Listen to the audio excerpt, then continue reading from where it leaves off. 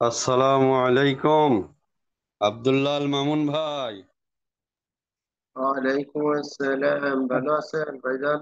আলহামদুলিল্লাহ ভাই, সবার আগে আপনি রেডি?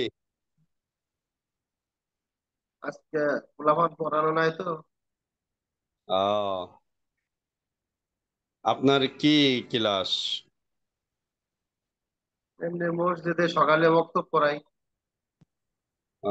ফাউন্ডেশন না না? না, আমি আদি ইসলামিক ফাউন্ডেশন। আপনার শনিবার তো বন্ধ, শুক্র শনি এখন বন্ধ। না, আবার শুক্রবারে পড়াই, মানে মসজিদে আবার শুক্রবারে পড়াইলে হয় কি, পোলাপান দিয়ে এবার মসজিদ পরিষ্কার করা যায়। হ্যাঁ হ্যাঁ। ওই জন্য হলো শুক্রবারে পড়াই। আসলে তারপরে মক্তবের বিষয়টা হলো কি, ওই শুক্রবারে একদিন বন্ধ থাকলে দেখা যায় যে পরের দিন বাচ্চা কাচ্চা কম আসে।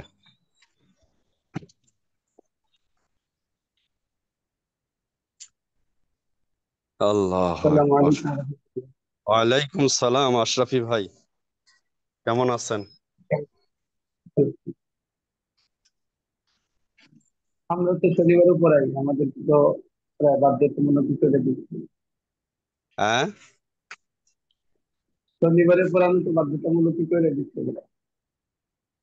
ও, শুক্র শনি। Islamic foundation. হুম, আপনি কি ফাউন্ডেশন পড়ান? হুম, তাই? নারায়ণ। হুম, অনেক কিছুই তো চাপে দিল আমাদের উপরে। হয়। আর কত কি হবি। মামুন তাহলে ভাই, একটা শুনছেন আমাকে? জি, কেমন আছেন? আলহামদুলিল্লাহ। আচ্ছা, আমি তো কিতাবাদি এখনো সংগ্রহ করি না। পিডিএফ ফাইল পাওয়া যায় নাকি এটা, সরাগুলো? একটি আবার হাত আমরা চাপলা পিডিএফ পাইনি। পিডিএফ নাই না? এমন ভাবে দিচ্ছে না হাত। আমি বাংলা বাজার যায় নিয়ে আসছিলাম, ঢাকা গেছিলাম। দেই তোমার হলো। আপনার ও, আপনার ওই যে মার্কশিটটা একটু দিয়ে তো, মানে কিতাবের যতটা যা পড়া হয়েছে কোনটা কত। আসো সাহিব, আসো ফস করে আসো। আহ, ক্লাস শুরু হবে তোমার। আছে কি আপনার কাছে? হ্যাঁ আমি হ্যাঁ রাখছিলাম, মোবাইল চেঞ্জ হয়ে গেছে তো পরে আর পাইনি।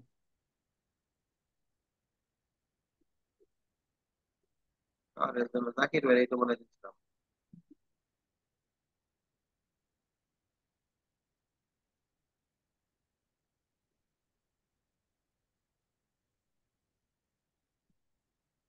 জাকির ভাই। যাতে ভাই গায়ে হয়ে গেছে। হুম,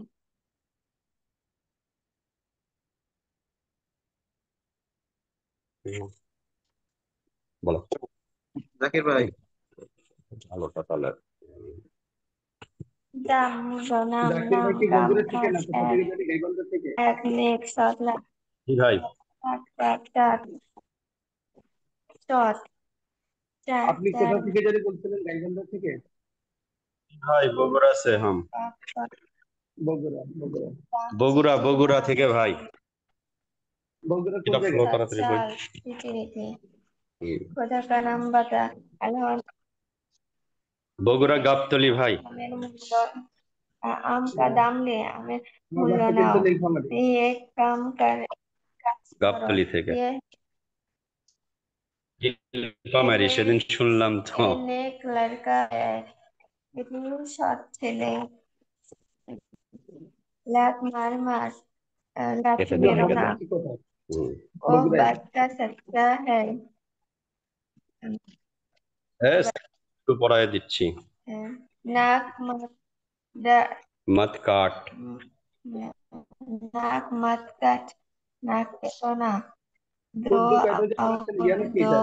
चार होते हैं কি মাদ্রাসা একটা উর্দু। অবস্থা কোন তো, উর্দু দিয়ে লিখতে ये দিবি না, चार বাংলাতে বলে লেখা লিখবি তা ছন্ন থাকো বিরক্তকর। হাল চাল অবস্থা দিয়ে বলো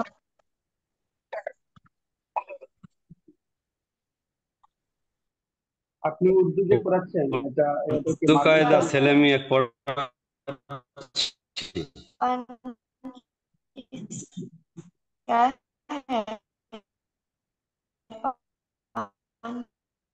আজকে ক্লাস হবে না মামুন ভাই? হ্যাঁ, 6টায়। তাই? আজকে থেকে 6টায় শুরু। ও আচ্ছা, আপনার ঘরে নামাজ কত ফজর? ইস, আমার ছেলে মেয়ে আমার 5টা 20-এ নামাজ। ও, আমরা বিশ্বে পড়ি অবশ্য।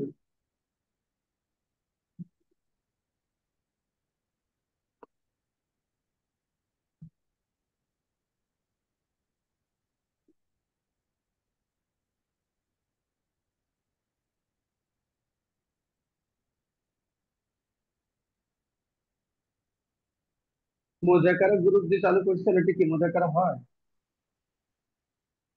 মাঝে মাঝে হয়েছিল কয়েকদিন, প্রথম প্রথম। হ্যাঁ, আসলে সবাই ব্যস্ত তো। সবাই তো আগের পারে, এখন সবাই কর্মস্থলে ব্যস্ত থাকার কারণে আর সময় করতে পারে না।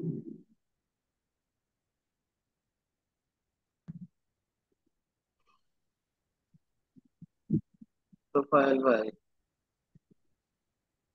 লামিন ভাই নাকি, কেমন আছেন? জি, আসসালামু আলাইকুম। কে ফুলপুরি নাকি? জি, মামুন ভাই কেমন আছেন? ভালো আছেন নি ফুলপুরি ভাই? আলহামদুলিল্লাহ। ফ্যানের পাওয়ারটা একটু কমাই দিই, হ্যাঁ, ফ্যানের লেগে শোনা যায় না। হ্যাঁ। ফ্যানটা একটু কমাই দিলাম, ফ্যানের লেগে শোনা যায় না। আহ, কালকে কত পৃষ্ঠায় পড়া জিজ্ঞেস করছেন, তাই না? হ্যাঁ, পাইছি। আরে আমি তো কালকে কিতাব সামনে নিতে পারিনি, আমি ছিলাম অন্য জায়গা।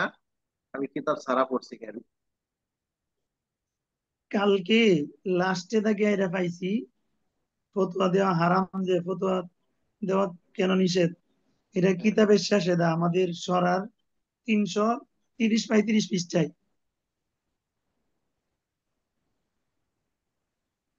সরাসরি আচ্ছা ফতোয়া? মামুন ভাই, জি, বলেন। আমার একটা কথা ছিল। বলেন। কথাটা যদিও মানে শুনতে বা মনোভাবটা ভালো হবে না, তারপরেও বলতে চাই, সেটা হলো, ভালো হবে না কেন, আগে তাই বলে না? হ্যাঁ আমি বইলে লই।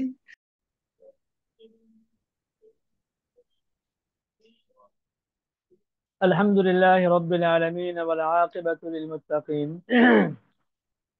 والصلاة والسلام على سيد الأنبياء وأشرف المرسلين وعلى آله وأصحابه وأهل بيته وعترته أجمعين.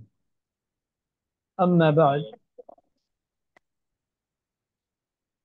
مركز العلوم উত্তরা ঢাকা কর্তৃক আয়োজিত দারুল ইফতায় অধ্যয়নরত হযরত উলামায়ে কেরাম, বাংলাদেশের বিভিন্ন প্রান্ত থেকে অনলাইনে যুক্ত দিনের ধারক বাহক এবং আমার অত্যন্ত প্রাণপ্রিয় সাহেব ভাইয়েরা, আজকে আমাদের নির্ধারিত দরস আল ওয়াজিজ ফি উসুলিল ফিকহের 11তম দরস। আজকে আমরা যেসব বিষয় নিয়ে কথা বলতে চাই, এটা হলো আল মাতলাব সালিস ফিল মানি'। দ্বিতীয় পর্যায়ে আমরা কথা বলবো আল মাতলাব রাবে আস-সিহহাতু ওয়াল বুতলান। এরপরে আমরা অত্র কিতাবের দ্বিতীয় অধ্যায়ে চলে যাব। সেখানে আমরা হাকিম সম্পর্কে, হুকুম বরদার, শারে' সম্পর্কে আমাদের আলোচনা থাকবে। এরপরে আসবে আল মাহকুম ফিহির আলোচনা। তো আমরা সবগুলো আলোচনা ধারাবাহিক করা সম্ভব না, যেগুলো বেশি গুরুত্বপূর্ণ আমরা সেই সব বিষয়ে টাচ করব। তো আজকে আমরা মানে সম্পর্কে শুরু করতে পারি। 56 নম্বর পর্ব এই অত্র কিতাবের। আল মানি', আপনারা অবশ্যই আস-সিরাজি ফিল মিরাস নামক কিতাবে মাওয়ানি ও ইরসের কিছু আলোচনা অবশ্যই শুনে এসেছেন, বা নুরুল আনোয়ার নামক কিতাব যদি আপনারা পড়ে থাকেন তাহলে তার প্রথম খণ্ডে সম্পর্কে আলোচনা এসেছে। আল মানে হুয়া মা রাত্তাবা শারি'ু আলা উজুদিহি আদমে আদমা উজুদিল হুকমি আও আদমা সাবাবি আই বুতলানা। মানে অর্থ হলো বাধা দানকারী, প্রতিবন্ধক, হাইল।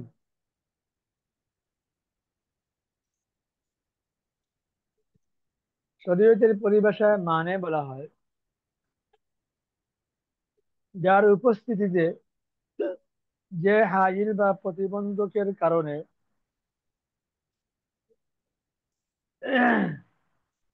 হুকুমটা অনুপস্থিত থাকে। ওয়ামা রাত্তাবা শারি'ু আলা উজুদিহি আদামা উজুদিল হুকম, যার উপস্থিতিতে শারে হুকুমটাকেই অনুপস্থিত করে দেন। আও আদামা সাবাবি এই বতলানা, অথবা কোনো জিনিস সবব হওয়া থেকে বারণ করেন। মানে এই মানে বা প্রতিবন্ধক থাকার কারণে ওই বিষয়টা আর সবব হতে পারে না, যে স্বভাবের কারণে কোন একটা হুকুম উজুদে আসে।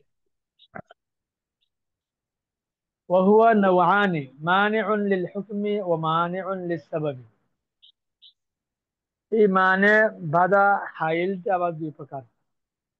একটা হলো সরাসরি হুকমের জন্য মানে, আর দ্বিতীয়টা হলো যে স্বভাবের কারণে হুকুমটা উজুদে আসতে পারতো সেই স্বভাবের জন্য মানে বা প্রতিবন্ধক।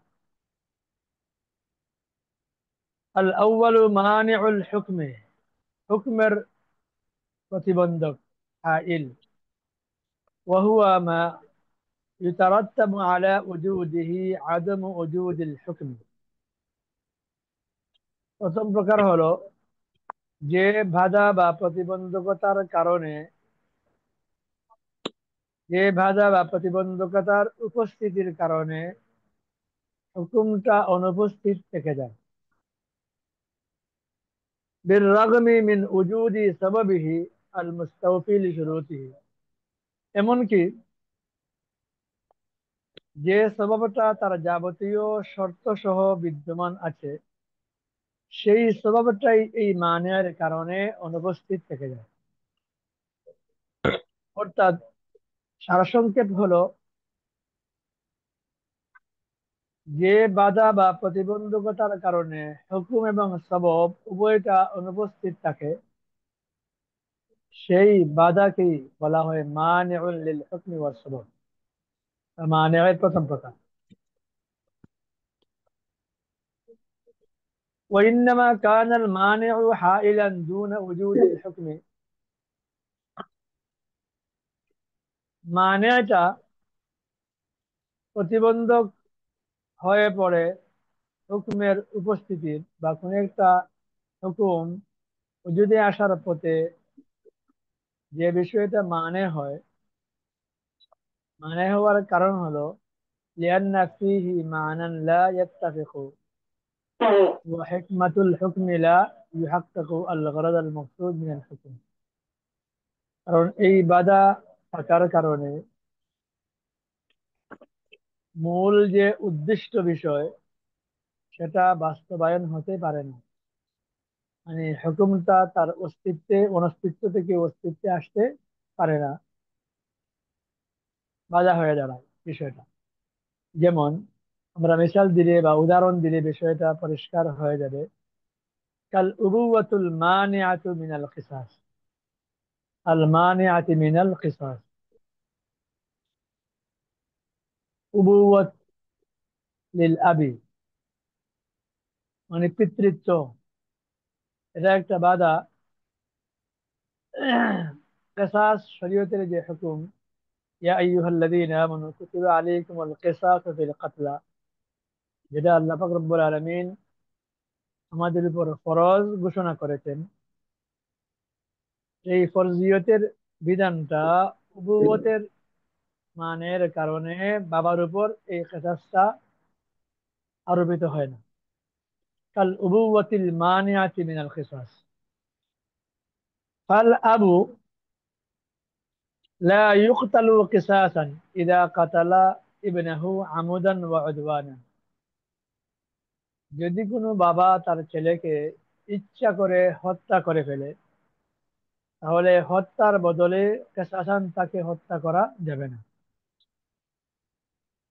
ওয়াইন কানাতিদ দিয়াতু তালজামুহু, তো কিসাসান বাবাকে হত্যা না করা গেলেও দিয়তের বিষয়টা কিন্তু সাকিত হবে না, রহিত হবে না, দিয়ত অবশ্যই আসবে। এখন বাবাকে কিসাসান হত্যা কেন করা যাবে না? লিআন্না হিকমাতাল কিসাস আর রিদউ ওয়াজ জাজরু, কিসাসের হিকমত রহস্য হলো মানুষকে সতর্কতা করা, এই সতর্কতা এবং ধমক ইত্যাদি দেয়া, যাতে এই ধরনের কাজ অন্য কেউ করতে না পারে। আর রিদউ ওয়াজ জাজরু وما في الأبوة من حنان وعطف وشفقة على الابن يكفي لزجره وردعه। যে পিতৃত্বের ভিতরে, উবুয়তের ভিতরে যে রহম করম, স্নেহ মমতা, আদর সোহাগ, ভালোবাসা, সেটাই এক্ষেত্রে ধমক এবং রেজার কায়েম মুকাম হয়ে যায়। কারণ একজন বাবা, সে যখন তার ছেলেকে হত্যা করে বসবে, তখন অবশ্যই পরবর্তীতে সে তার চূড়ান্ত পরাজয়ের অনুশোচনা তাকে পেয়ে বসবে। তার ভালোবাসা, স্নেহ মমতা দেখুর দিয়ে আসবে। আর এটাই জিজির এবং রেদার মাধ্যমে যেটা হাসিল হওয়ার কথা, সেটা এমনিতেই হাসিল হয়ে যাবে। কারণ ফাল আবু লা ইয়াকদামু আলা কাতল ইবনিহি আমুদান ওয়া উদওয়ানান, সাধারণত দেখা যায় একজন বাবা সে কখনো তার ছেলেকে হত্যার প্রতি উদ্যত হয় না, ইল্লা ফি আহওয়ালিন শায্যাহ, এটা হতে পারে কদাচিৎ বা বিচ্ছিন্ন কোনো ঘটনা, লা তাস্তাদঈ তাকরির আল কিসাস মিনহু, হঠাৎ বা বিচ্ছিন্ন ঘটনায় কিসাসকে সাব্যস্ত করে না, কিসাসকে দাবি করতে পারে না। ওয়ালা তাস্তাদঈ ইসতিসনাআহু, বরং এই কালে বদরে এই ঘটনায় দাবি করে যে মূল কিসাসের হুকুম থেকে তাকে বিচ্ছিন্ন রাখা। কামা আন্নাল আবা সাবাবু হায়াতিল ইবন, কারণ এই বাবাই একজন ছেলের অস্তিত্বে আসা, জীবন পাওয়ার অন্যতম কারণ। ফালা ইয়াকুনুল ইবনু সাবাবু ইদামিল আবি, সুতরাং কোন ছেলে বাবার বাবা বিলুপ্তির কারণ হতে পারে না। ফালা ইয়াকুনুল ইবিন সাবাবা ইদামিল আবি। বছর পরে লাগা শুরু করে আমাইতেছে। 2 নম্বর, আসানি মানিউস সাবাব, বাধা বা প্রতিবন্ধকতার 2 নম্বর প্রকার হলো যেটা কোনো কারণের জন্য হাইল বা প্রতিবন্ধক হয়ে দাঁড়ায়। وهو الذي يؤثر في السبب بحيث يبطل عمله, যে এই মানে বা প্রতিবন্ধকটা সওয়াবের উপর এসে বর্তায়, ওহুয়াল্লাযী ইউআসিরু বিসসাবাবে, যে সবাবের উপর এমন প্রভাব বিস্তার করে যে এই সবাবের আমলটাই সে বাতিল করে দেয়। বিহাইসু ইউবতিলু আমালা ওয়া ইয়াহুলু দুনা ইক্তিদাইহি লিল মুসাব্বাবি, আর সে সবাব এবং মুসাব্বাবের মধ্যকার হাইল হয়ে ওঠে। লিআন্না ফিল মানি'i মা'নান ইউআরিদু হিকমাতাস সাবাবি, কারণ এই মানের ভিতরে এমন একটা অর্থ পাওয়া যায় যেটা এই সবাবের হিকমতের সরাসরি মুখালিফ।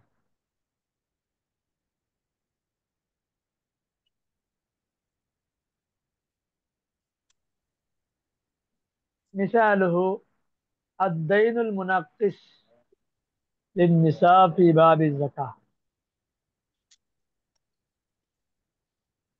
কোন ধনী ব্যক্তি যদি নেশাবওয়ালা হয়ে যায়, নেশাব পরিমাণ সম্পদ হয়ে যায়, তখন সঙ্গে সঙ্গে ইসলামী শরিয়া তার উপর যাকাত, সাদাকাতুল ফিতর, উযহিয়া ইত্যাদি বিধান আরোপ করে দেয়। তাহলে নেশাবটা হচ্ছে যাকাত ওয়াজিব হওয়ার সবব, কিন্তু এই সববটা বাস্তব ফিল্ডে তার কার্যকারিতা বিনষ্ট করে দেয় আদ-দাইনুল মুনাফিস। যদি এই ধনী ব্যক্তি ঋণগ্রস্ত হয়ে পড়ে, তাহলে সেই ঋণের বোঝাটা নেশাবের সাথে এসে যুক্ত হয়ে পড়ে। নেশাব থেকে যদি এই ঋণটা কর্তন হয়, তখন আর যদি নেশাব বাকি না থাকে, তখন ওই ব্যক্তির উপর যাকাত, সাদাকাতুল ফিতর ইত্যাদি আর ওয়াজিব বা ফরজ থাকে না। আদ-দাইনুল মুনাক্কিস লিন-নিসাব ফি বাবিজ যাকাহ, ফান-নিসাবু সাবাবুন লিউজুবিজ যাকাহ, যেসব পরিমাণ সম্পদ অর্জন, এটা যাকাত ওয়াজিব হওয়ার জন্য সবব বা কারণ। লিআন্না মিলকিয়াতান নিসাবি মাজিন্নাতুল গানি, মাজিন্নাতুল গানা, কারণ নিসাব পরিমাণ সম্পদের মালিক হওয়া ধনী হওয়ার আলামত। ওয়াল গানিয়্যু কাদিরুন আলা আউনিল মুহতাজিন, আর ধনী ব্যক্তি জরুরতমন্দ হাজতমন্দ ব্যক্তির সহযোগিতার উপর সক্ষম হয়ে ওঠে। ওয়ালাকিন্না আদ-দাইনা ইউআরিজু হাযাল মা'নাল মালহুয ফি সাবাবিজ যাকাহ, কিন্তু ঋণ এই অর্থের মধ্যে, গনির অর্থের মধ্যে এসে প্রভাব সৃষ্টি করে, মানে বা প্রতিবন্ধকতা সৃষ্টি করে। ولكن الدين يعارض هذا المعنى الملحوظ بسبب الزكاة, যাকাত ওয়াজিব হওয়ার সবব বা ইল্লতের মধ্যে দাইন বা ঋণটা এসে প্রভাব বিস্তার করে, তার বিপক্ষে হাইল হয়ে দাঁড়ায়, প্রতিবন্ধক হয়ে ওঠে।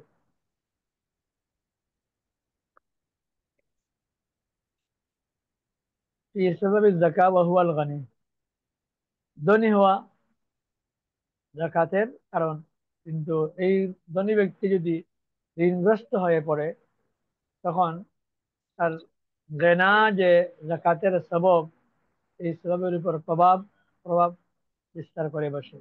ওয়াইয়াহদিমুহু, এবং এই ধনী ব্যক্তির এই সিফতে গনি এটাকে বিনষ্ট করে দেয়।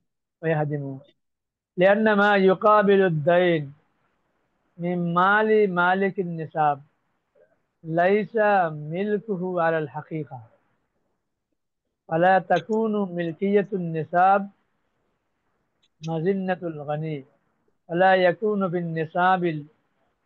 بالنساب المعنى الذي من أجله صار سببا للزكاة، وبالتالي لا يكون سببا مفضيا إلى مسببه وهو وجوب الزكاة। তো এই কথাগুলোর সারসংক্ষেপ হলো যে যদি কোনো ব্যক্তি ধনী হতে চায়, তার জন্য নেশাব পরিমাণ সম্পদ শরীয়ত যেটা নির্ধারণ করেছে, যে সেই পরিমাণ সম্পদের অধিকারী সে হয়ে ওঠে, তাহলে সে ধনী হয়ে গেল। আর ধনী হওয়াটা এটা জাকাত ওয়াজিব হওয়ার কারণ। কিন্তু যদি ওই ধনী ব্যক্তি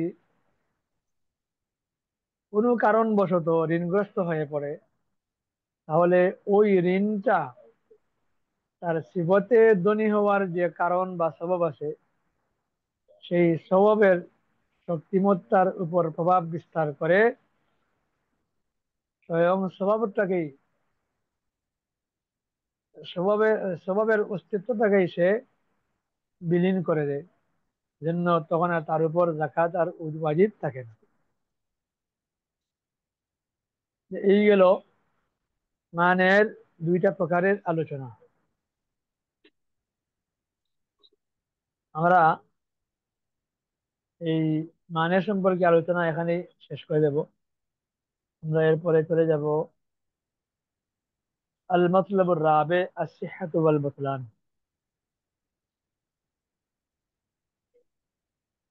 57 নম্বর পর্ব অত্র কিতাবের, মানা সিহহাতি ওয়াল বুতলান। as-সিহহাতুর শাব্দিক অর্থ হলো শুদ্ধতা, শুদ্ধ হওয়া। আর আল বুতলানের অর্থ হলো ফাসিদ হওয়া, বিনষ্ট হওয়া। أفعال المكلفين إذا وقعت مستوفية أركانها وشروطها حكم الشارع بصحتها। মুকাল্লাফ বা দায়িত্বশীল বান্দাদের কর্ম যখন তারা শর্ত সাপেক্ষে সম্পাদিত হবে, তার শর্ত রুকুন সহ পরিপূর্ণ মাত্রায় এই কাজগুলো উপস্থাপিত হবে, হাকামা শারিউ বিসিহহাতিহা, তখন শারের পক্ষ থেকে শুদ্ধতার সার্টিফিকেট দেওয়া হবে যে মুকাল্লাফদের এই কাজটা শুদ্ধ হয়েছে, সহি হয়েছে। অর্থাৎ মুকাল্লাফ বান্দারা ইবাদত তার যাবতীয় আরকান এবং শুরুত সহ যখন সম্পাদন করে, তখন শরীয়তের পক্ষ থেকে সার্টিফিকেট দেওয়া হয় যে এই কাজটা বা এই ইবাদতটা শুদ্ধ হয়েছে। এটার নামে সিহহত। ওয়াইদা লাম তাকা আলা হাদাল ওয়াজহি, আর যদি মুকাল্লাফ বান্দাদের কর্মকাণ্ড ইবাদত এভাবে উপস্থাপিত না হয়ে তার মধ্যে ঘাটতি থাকে, হাকামা শারিউ বিআদামি সিহহাতিহা, তখন শারের পক্ষ থেকে এই সার্টিফিকেট দেওয়া হয় যে এই কাজটা শুদ্ধ হয়নি। বিআদামি সিহহাতিহা আই বিবুতলানিহা। ওয়া মা'না সিহহাতিহা, শুদ্ধ হওয়ার অর্থ হলো আন্নাহা তাতারাত্তাবু আলাইহা আসারুহা শারঈয়্যা। শুদ্ধতার অর্থ হলো তার উপর বা এই কাজের উপর শরীয়তের আসর, নিদর্শন ইত্যাদি প্রয়োগ হওয়া। ফাইদা কানাত মিনাল ইবাদাত বারিআত জিম্মাতুল মুকাল্লাফ মিনহা, যদি এই কাজটা শরঈ ইবাদতের পর্যায়ে হয়ে থাকে, তাহলে এই কাজটা তার যাবতীয় শর্ত শারাইত আরকান সহ উপস্থাপনের ফলে এই কাজটা যেন দায়িত্বশীল মুকাল্লাফ বান্দার জিম্মা থেকে ফারিগ হয়ে গেল। মানে মুকাল্লাফ বা দায়িত্বশীল বান্দা মুক্তি পেয়ে গেল।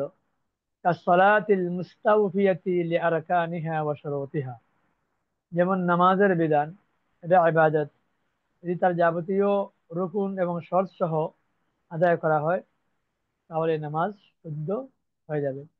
মেয়ে করে লেখা না, দেখি আমি লেখা পারি।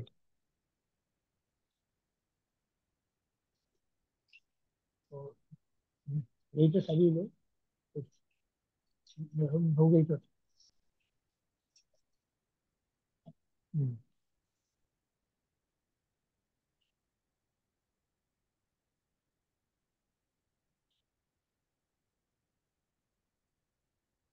وإذا كانت أي أفعال المكلف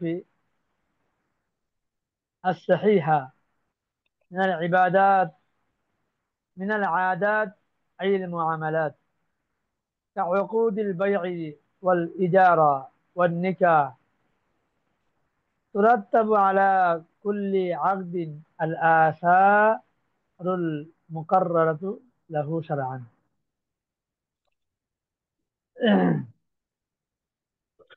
যদি মুকল্লাফ বান্দার এই কাজটা ইবাদত না হয়ে তার আদত হয়, লেনদেন হয়, মুআমালা হয়, যেমন কাওয়াকুদ ব্যবসা বাণিজ্যের লেনদেন, ইজারার লেনদেন, বিয়ে শাদী, তাহলে তুরাত্তাবু আলা কুল্লি আকদিন আল আসার আল মুকাররাতা লাহু শারআন, তাহলে তার উপর আল আসার আল মুকাররাতু লাহু শারআন, শরীয়তের পক্ষ থেকে নির্ধারিত যে নিদর্শন এগুলো বাস্তবায়িত হবে, প্রয়োগ হবে। ومعنى بطلانها عدم ترتب آثارها الشرعية عليها, আর এই লেনদেন বা চুক্তিগুলো বাতিল হওয়ার আলামত হলো, অর্থ হলো যেখানে শরীয়তের বিষয় আশয় প্রয়োগ হয় নাই, ঘাটতি রয়েছে। لأن الآثار الشرعية تترتب على ما استوفى الأركان التي طلبها الشارع, কারণ মুআমালাতের ক্ষেত্রে শরীয়তের দিক নির্দেশনা তখনই আপনার প্রয়োগ হয় যখন কোনো একটা লেনদেন তার যাবতীয় আরকান সহ পরিপূর্ণ মাত্রায় উপস্থাপিত হয়, যে আরকানগুলোর পরিপূর্ণতা শরীয়তের পক্ষ থেকে চাওয়া হয়ে থাকে। فإن كانت هذه الأفعال من العبادات من العبادات لم تبرأ لم لم تبرأ ذمة المكلف منها, যদি এইসব ঘাটতি ইবাদতের ক্ষেত্রে হয়ে থাকে তাহলে বান্দা এই ইবাদতের জিম্মা থেকে মুক্তি লাভ করতে পারবে না। وإن كانت من العقود والتصرفات, আর যদি লেনদেনের বিষয় আসা হয়ে থাকে لم يترتب عليها ما يترتب على الصحيحة من آثار شرعية, যদি লেনদেন হয়, লেনদেনের ক্ষেত্রে এইসব ঘাটতি হয়ে থাকে তাহলে এই লেনদেনটা শরীয়তের আলোকে শুদ্ধ হবে না।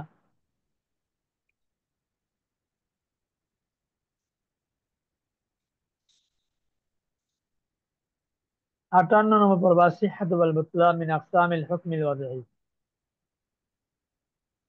সিহহাত এবং বুতলান এই বিষয়গুলো আকসামে তাকলিফির অন্তর্ভুক্ত নাকি আকসামুল হুকমিল ওয়াদঈর অন্তর্ভুক্ত, এ ব্যাপারে উসুলি উলামায়ে কেরামের মধ্যকার ইখতিলাফ হয়েছে। যাহাবা বাযুল উসুলিয়্যিন ইলা আন্না ওয়াসফাল ফি'লি বিসসিহহাতি ওয়াল বুতলান মিন কাবিলিল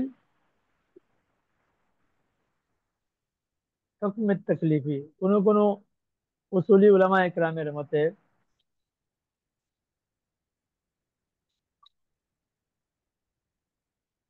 সিহহাত এবং বুতলানের বিষয়টা এই মিন আকসামিল হুকমিত তাকলিফি, আল হুকমুত তাকলিফি এবং আল হুকমুল ওয়াদঈ, যেগুলির আলোচনা আমরা একেবারে ভূমিকায় পড়ে এসেছি, তার অন্তর্ভুক্ত তারা আখ্যায়িত করেন। মুহতাজ্জিনা বিআন্না সিহহাতা তারজিউ ইলা ইবাহাতি শারি' আল ইনতিফা বিশ-শাই', যে তারা বলেন বুতলান এবং সিহহাত এটা এই আহকামুত তাকলিফিয়ার অন্তর্ভুক্ত। মুহতাজ্জিনা তারা এক্ষেত্রে দলিল পেশ করেন যে শুদ্ধতা এই বিষয়টা শরীয়তের পক্ষ থেকে যেসব বিষয় মুবাহ করা হয়েছে এবং এই যেসব বিষয়ের মাধ্যমে উপকৃত হওয়াকে হালাল বা বৈধতা ঘোষণা করেছে, এই বিষয়ের সিহহাতের দিকেই রাজে হয়, রুজু করে থাকে। ওয়াল বুতলান ইয়ারজিউ ইলা হুরমাতিল ইনতিফা বিশ-শাই', আর বুতলানের অর্থ হলো যে শারে এই বিষয় থেকে উপকৃত হওয়ার হওয়ার বিরুদ্ধে এই হুরমত ঘোষণা।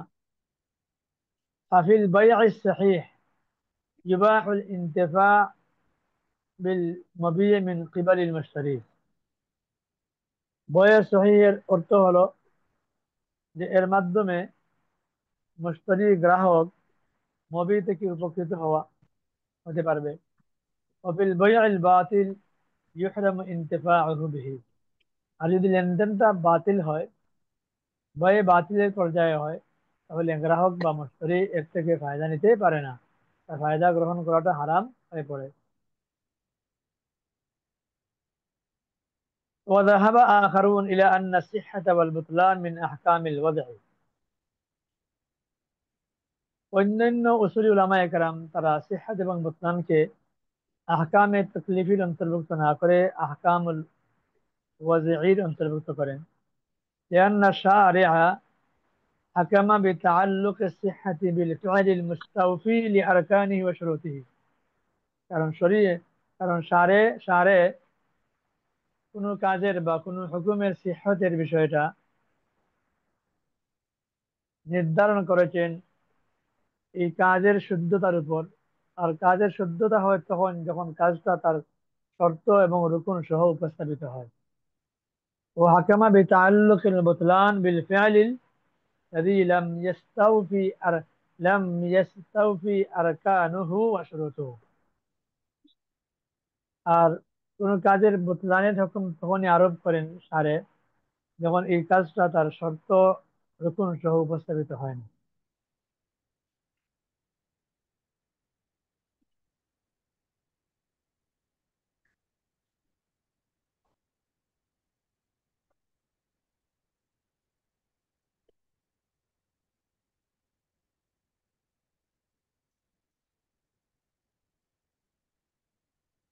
والقول الثاني هو ما نرجحه। লেখক বলছেন, মুসান্নিফ বলছেন যে দ্বিতীয় উক্তিটাকে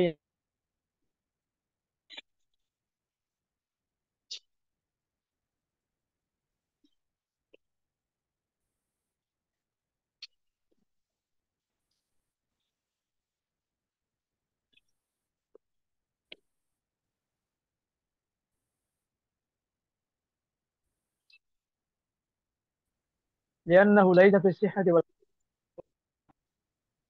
আচ্ছা হযরত উলামায়ে কেরাম, আমাদের এই বৈঠক থেকে ফোন করে আসছে, এক মাদ্রাসার একটা কাজে যাচ্ছি। আজকের আমাদের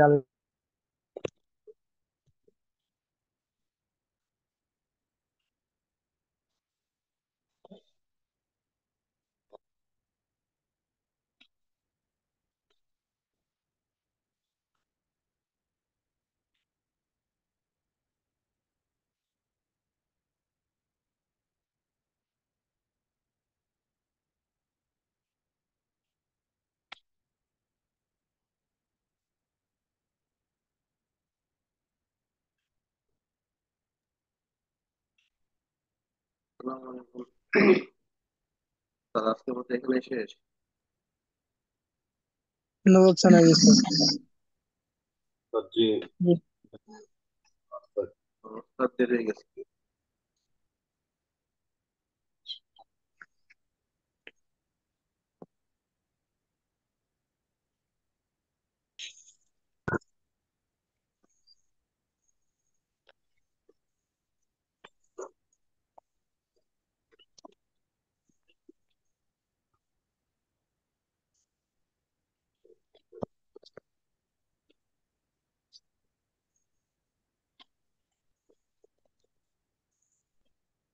ভালো আছেন?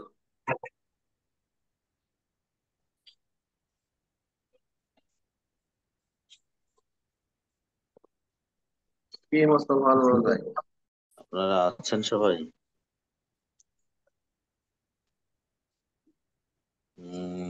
কাউকে তো দেখতে পাচ্ছি না, সবাই আড়ালে। আসসালামু আলাইকুম ওয়া রাহমাতুল্লাহ। ওয়ালাইকুম ভালো আছেন? আসসালাম। আলহামদুলিল্লাহ, কেমন আছেন আপনারা? আলহামদুলিল্লাহ। আলহামদুলিল্লাহ আলা কুল্লি হাল। মুস্তাফা, আপনি ভালো আছেন? আলহামদুলিল্লাহ। এই তো অনেকে আসতেছেন আস্তে আস্তে। আমাদের উস্তাদ ক্লাসটা একটু আমাকে আগে শেষ হয়েছে তো, 6:30টায় শেষ হয়েছে। ওই 6:30 ওস্তাদের মনে শেষ হয় হয়ে ব্যস্ততা গেছে। ছিল, তার কারণে একটু। আধা ঘন্টা ধরে বাইরে, তো এই জন্য উস্তাদ। ও আচ্ছা আচ্ছা আচ্ছা, একটু আগে শেষ হয়েছে তাহলে নাকি? জি জি, জি। তাদের কি কাজ ছিল? উস্তাদের একটু ব্যস্ততা ও আছে, এই জন্য আজকে আধা ঘন্টা আগে শেষ করে দিয়েছে। ও, আচ্ছা আচ্ছা, যাক। হম, সবাই কি আসতে পারছে এখনো?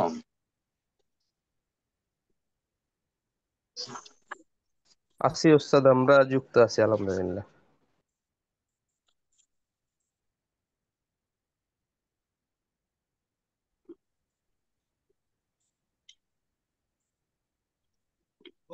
তাহলে তাহলে শুরু শুরু করি নাকি? জি, বিসমিল্লাহ বলে। ইনশাআল্লাহ। জি উস্তাদ, জি। নাহমাদু ওয়া নুসাল্লি আলা রাসূলিল কারীম, আম্মা বাদ। বিসমিল্লাহির রহমানির রহিম। আজকে আমরা আমাদের এই কিতাবের 90 নম্বর পৃষ্ঠা এবং 22 নম্বর মাতলাব এখান থেকে পড়ব। মাকতাবাতুল হিরাসাকা শারহ উকুদি রাসমিল মুফতি কিতাবের 90 নম্বর পৃষ্ঠা থেকে আমরা পড়বো ইনশাল্লাহ। মাতলাব নাম্বার 22। আমরা গত দর্শে ইখতিলাফুল কওল এবং ইখতিলাফুর রিওয়ায়াত নিয়ে পড়ালেখা করেছিলাম। অর্থাৎ কখন ইখতিলাফুল কওল আর কখন ইখতিলাফুর রিওয়ায়াত, এই দুইটা জিনিসের ইসতিলাহি মানা এবং পার্থক্য কি, সেই বিষয়গুলি আমরা পড়েছিলাম এবং সম্ভাব্য কয়েকটি সূরত, সেই সূরতগুলি আমরা এখানে পড়েছিলাম।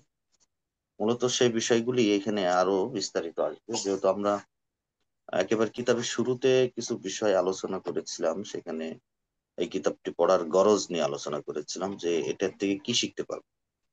তো সেখানে এই বিষয়টি আলোচনা ছিল যে একাধিক বক্তব্য যদি কোনো মাসলার ক্ষেত্রে থাকে, তো সেই মাসালায় কিভাবে তারজিহ দিতে হয়, মানে রাজে কহলটাকে কখন গ্রহণ করতে হয়, কিভাবে গ্রহণ করতে হয়, সেই প্রসঙ্গে আলোচনা থাকবে। তো বিসমিল্লাহির রহমানির রহিম। মাতলাবুন ইয়াসিহু নিসবাতুল কওলাইনি ইলাল মুজতাহিদ ওয়ালাউ রাজাআ আন আহাদিহিমা বিল কুল্লিয়াতি লিআদামি রাফ'ইল খিলাফি বিররুজু'। ইয়াসিহু শুদ্ধ হবে, সহিহ হবে, নিসবাতুল কওলাইন দুটি কওলের নিসবত, দুটি কওলকে নিসবত করা সহিহ হবে ইলাল মুজতাহিদ, মুজতাহিদের দিকে। যদিও ওয়ালাউ রাজাআ আন আহাদিহিমা বিল কুল্লিয়াতি, যদিও দুটি কথার একটি থেকে সে বিলকুল সম্পূর্ণরূপে সে রুজু করে নেয়, তিনি রুজু করে নেন, তবুও তারপর বলা যাবে যে তার থেকে তিনি এই কথা বলেছেন। কারণ রুজু করলে কিন্তু খেলাফ উঠে যায় না, মতভেদ থেকেই যায়।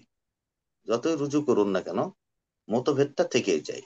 এটা হলো মূল যে শিরোনাম, শিরোনামের অর্থ। তাহলে শিরোনাম থেকে আমরা বুঝতে পারলাম একজন ইমাম যদি দুটি বক্তব্য দিয়ে থাকেন, দলিল আদিল্লার আলোকে তিনি দুইটি বক্তব্য দিয়েছেন, তো একটি বক্তব্যের ভিতরে তিনি কোন একটা মাসলাকে হয়তো জায়েজ বলেছেন, আবার একই মাসলার ক্ষেত্রে আরেকটি বক্তব্য তিনি নাজায়েজ বলেছেন। পরবর্তীতে তিনি দলিল আদিল্লার আলোকে তার একটা মত থেকে রুজু করে ফিরে আসলেন যে না, এই বিষয়টি জায়েজ। এখন আমরা পরবর্তী কিতাবগুলির ভিতরে এই বর্ণনা এভাবে পাবো যে ইমাম আবু হানিফা রহমতুল্লাহ আলাইহ তিনি এটাকে জায়েজ বলেছেন। অফি রেওয়ায়াতিন আনহু, তার আরেকটি রেওয়ায়াত আছে তিনি এটাকে নাজায়েজ বলেছেন।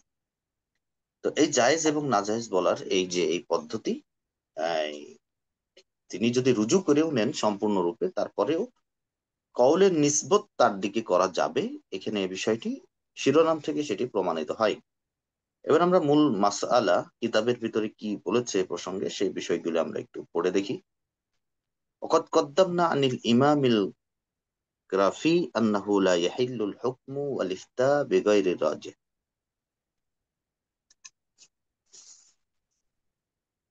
কোন হুকুম বা ইফতা ফতোয়া প্রদান করা মুস্তাহিদ অথবা মুকাল্লিদ কারোর জন্যই দুরূস্ত নয় যে রাজে কওল ছাড়া মারজু কওল অনুযায়ী ফতোয়া দিতে পারবে। আমাদের ইতিপূর্বে আমরা যতটুকু বুঝতে পেরেছি, যত বক্তব্যই বর্ণিত থাক, সেখান থেকে যেটি রাজে কওলটাকেই সবসময় মুফতাবিহি ধরতে হবে এবং সে অনুযায়ী ফতোয়া প্রদান করতে হবে। তো কোনো কিছুর হুকুম দেওয়ার জন্য বা কোনো বিষয়ের উপর ফতোয়া দেওয়ার জন্য অবশ্যই আপনাকে রাজে কওলটাকে গ্রহণ করতে হবে, এটি আমাদের বক্তব্য ছিল। তো তবে ইল্লা ইজা তাআরাদাতিল আদিল্লাতু ইনদাল মুস্তাহিদ, তবে মুস্তাহিদ যিনি, তার কাছে যদি দলিল আদিল্লা এটি বিরোধপূর্ণ মনে হয়, তিনি মনে করেন এই দলিলগুলি পরস্পর বিরুদ্ধ, ওয়া আজিজা আনিত তারজিহি, এবং তিনি দলিলগুলির আলোকে একটিকে আরেকটির উপরে প্রাধান্য দিতে অক্ষম হন, মানে তিনি প্রাধান্য দিতে পারছেন না, দলিলের দিক থেকে উভয়টি বরাবর শক্তিশালী। আই ফাইন্না লাহুল হুকমু বিআইয়িহিমা শাআ লিতাসাবিহিমা ইনদাহু, তাহলে তার জন্য দুইটির যে কোনো একটির বিষয়ের উপর হুকুম দেওয়া তো সহিহ, কারণ উভয় দলিল যেহেতু তার কাছে বরাবর প্রমাণিত হয়েছে।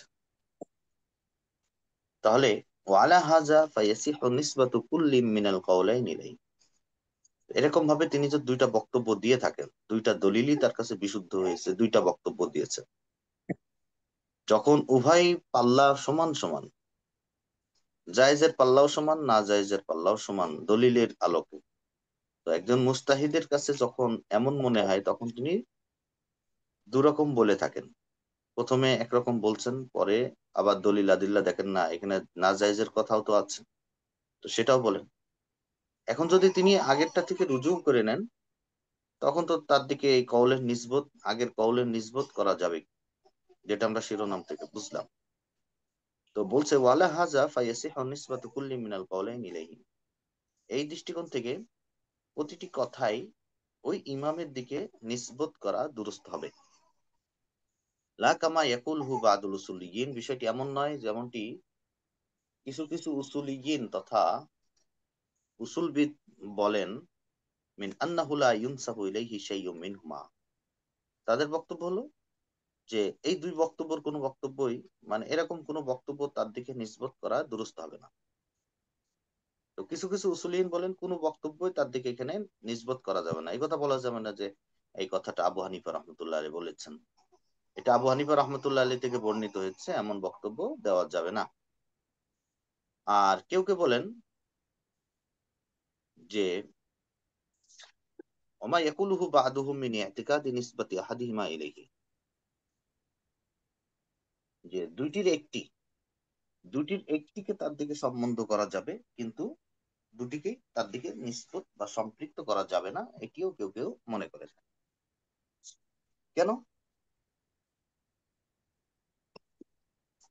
লিআন্না রুজুআহু আনিল আখারি গায়রু মুআয়্যানিন, কারণ তিনি যে আহ, অপর আরেকটি মত থেকে তিনি রুজু করেছেন, তার মত প্রত্যাবর্তন করেছেন,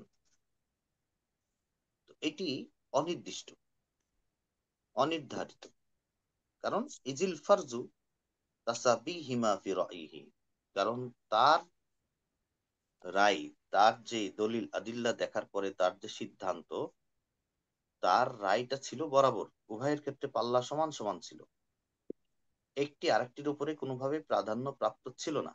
আদামি তারাজ্জুহি আহদিহিম আলাল আখার, একটি আরেকটির উপরে কোনোভাবে প্রাধান্য তার কাছে ছিল না, বিধায় তিনি দুরকম বক্তব্য বলেছেন।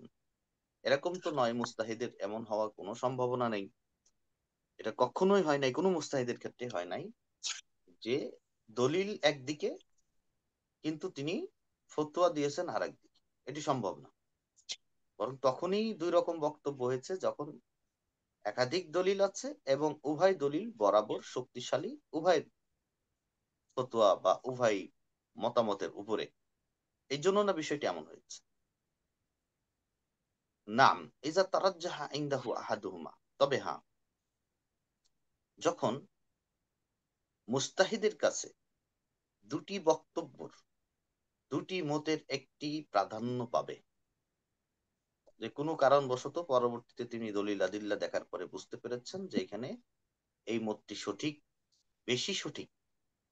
ইজা তারাজ্জাহা ইনদাহু আহাদুহুমা মা আদামি ইরাদিহি আনিল আখার, তবে তিনি দ্বিতীয় দুইটা মতের ভিতর একটা মতের দিকে তার রুঝান হয়েছে, তারাজ্জুহ হয়েছে, কিন্তু আরেকটি মত থেকে কিন্তু তিনি মুখ ফিরিয়ে নেননি, রুজুইহি আনহু, এবং তার থেকে তার মতামতটিকে তিনি প্রত্যাখ্যান করেননি।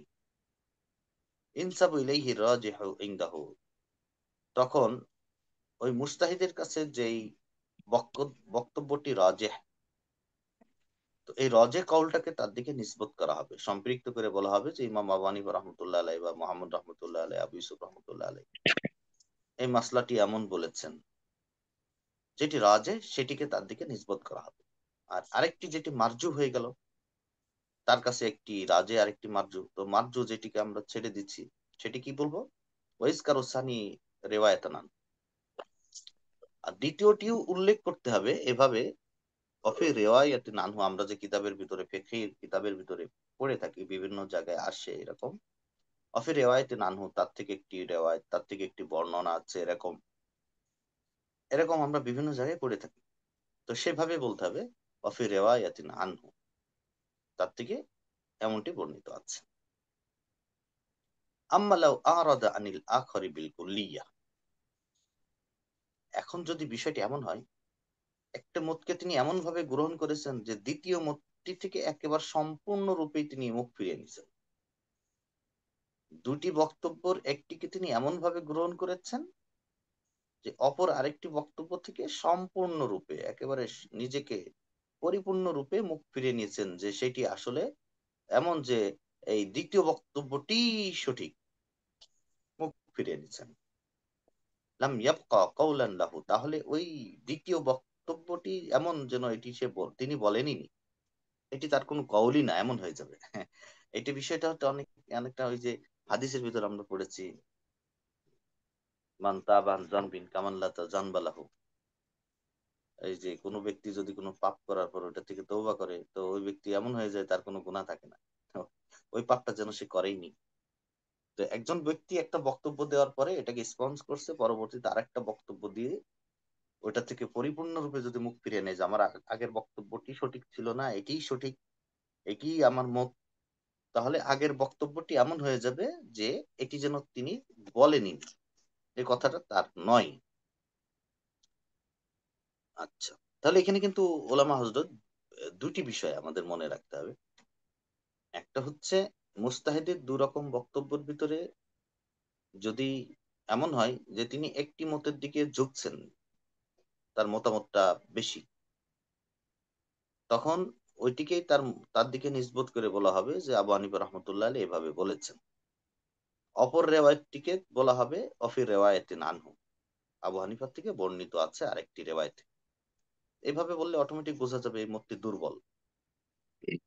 আর যদি এমন হয় যে তিনি দ্বিতীয় যে মত, উভয় মতের ভিতরে একটি মত সম্পর্কে তিনি সম্পূর্ণরূপে মুখ ফিরে নিয়েছেন, যে এটি সম্পর্কে তিনি আর বক্তব্য তিনি দিয়েছিলেন, সেই বক্তব্য থেকে সম্পূর্ণরূপে যদি তিনি মুখ ফিরিয়ে নেন, তখন এমন হয়ে যাবে বিষয়টি যে তিনি যেন এই কথাটি বলেন। তো সেক্ষেত্রে বললে এখন কওলুহু ওয়া রাজিহু ফাকাত, শুধু তার যে রাজে কওল সেটিই তার একমাত্র কওল হিসেবে বিবেচিত হবে। লাকিন লা ইয়ারতাফিউল খিলাফু ফিল মাসআলাতি বাদা রুজু', তবে যেই মাসলার ভিতরে ইখতিলাফ তৈরি হয়ে গেল তিনি দুই রকম বক্তব্য দেওয়ার কারণে, এখানে কিন্তু রুজু করার পরে কিন্তু এই খিলাফ উঠে যাবে এরকম না, মতবিরোধ কিন্তু থেকে যাবে, যেহেতু তিনি দুই রকম বক্তব্য দিয়েছেন। আর এই দুই রকম বক্তব্যের কারণে এখানে মতভেদ পূর্ণ থাকবেই। মানে আমাদের বুঝতে হবে যে তিনি দু রকম বক্তব্য কেন দিয়েছিলেন, প্রথমে একরকম পরে আর এক রকম কেন বললেন। এই জন্য বলছেন তার কাছে উভয়টার উপর দলিল আছে, নাহলে তিনি এই কথা বলতেন না। উভয় বক্তব্যের উপরে সঠিক দলিল থাকার কারণেই তিনি এমন বলেছেন। এখন তার শাগরেদ যারা আছে তারা সবাই যে পরবর্তী কথাটাকে গ্রহণ করবে বিষয়টা এমন না। কোন কোন শাগরেদ দেখা গেল আগের কথার উপরে অবিচল থাকবে। তো সেই ক্ষেত্রে মতবিরোধ যে খেলাফ যেটি ছিল সেই খেলাফ কিন্তু রহিত হয়ে যাবে না, খেলাফ থাকবে। কামা ক্বালাহু বা'দুশ শাফিঈয়্যাহ, যেমনটি শাফি মাযহাবের কিছু কিছু আলেম বলেছেন। ওয়াইয়াদাহু বা'দুহুম, এবং তাদের কেউ কেউ এটাকে মজবুত করেছেন। বিআন্না আহলা আসরিন ইযা আজমাউ আলা কওলিন বা'দা ইখতিলাফিহিম, এভাবে যে যদি কোনো জামানার কিছু জামানার আলেমরা যদি ঐকমত্য পোষণ করে, একমত হয় কোনো একটি মাসলার উপরে, কোনো একটি মতামতের উপরে, ইখতিলাফের পরে, মানে আগে ইখতিলাফপূর্ণ ছিল মাসলাটি, পরবর্তীতে সবাই মিলে এক সিদ্ধান্তের উপরে অবিচল হয়, ঐকমত্য পোষণ করে। ফাকাদ হাকাল উসুলিয়ুন হাকাল উসুলিয়ুন কাওলাইনি ফি ইরতিফাইল খিলাফিস সাবিক। তাহলে আগের যে মতভেদ ছিল, আগের মতভেদ থাকবে কি থাকবে না, এই ব্যাপারে উসুলে ফিকহ যারা রচনা করেন তাদের কাছে দুটি বক্তব্যই আছে। তারা দুই রকম মতামত পেশ করেছেন। দুই রকম মতামত কি সেটা তো আর বলার প্রয়োজন নেই। এক দলের বক্তব্য হলো যে ইখতিলাফটা বহাল থাকবে, আরেক দলের বক্তব্য হলো ইখতিলাফ শেষ হয়ে যাবে, বহাল থাকবে না। ফামা লাম ইয়াকা ফিহি ইজমাউন আওলা, সুতরাং যেখানে তো যেটার ব্যাপারে পরবর্তী উলামায়ে কেরাম ইজমা হয়েছে একটা মতের উপরে, সেটির ব্যাপারে যদি ইখতিলাফ থাকে, আর যেই মাসলার ব্যাপারে কোনো ইজমা হয় নাই, তো সেটার ব্যাপারে তো বতরিকা আওলা ইখতিলাফটা থেকেই যায়, খেলাফ থেকে যাবে। সেটি বলছেন ফামা লাম ইয়াকা ফিহি ইজমাউন, আর যেই বিষয়ে ইজমা সংগঠিত হয়নি সেখানে তো ইখতিলাফটা আওলা, মানে বতরিকা আওলা সেখানে থেকে যাবে। আচ্ছা, এখানে তাহলে আমরা এই কথাটাকে আরেকটু আহ কথাগুলি গুরুত্বপূর্ণ, আমরা আরেকটু একটু মোমারাসা করি, তামরিন করি। বিষয়টা হলো, আমি আবার বলছি,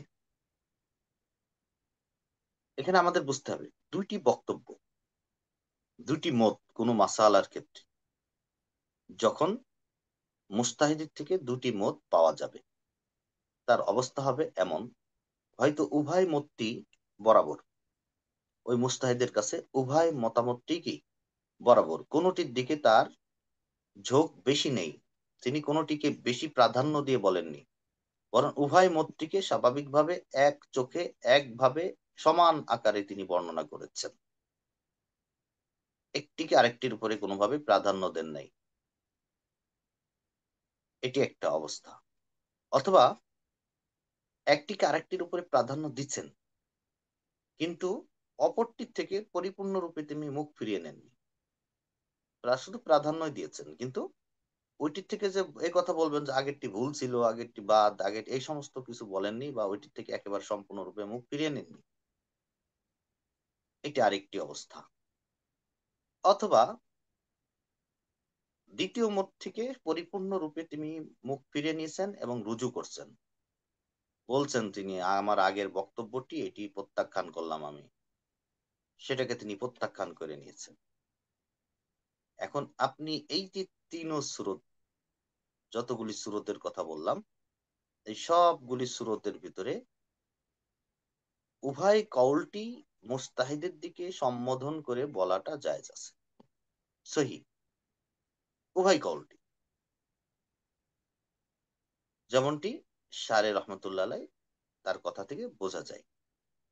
প্রথম দুটি বিষয় সেখানে তো জাহের, প্রথম দুইটি কোনটি কোনটি, যেখানে মুস্তাহিদের উভয় বক্তব্যের ব্যাপারে উভয় বক্তব্যটি হলো সমান সমান, কোনো পাল্লার ভিতরে ঝোঁক বেশি নেই, উভয় পাল্লা বরাবর, এটি প্রথম।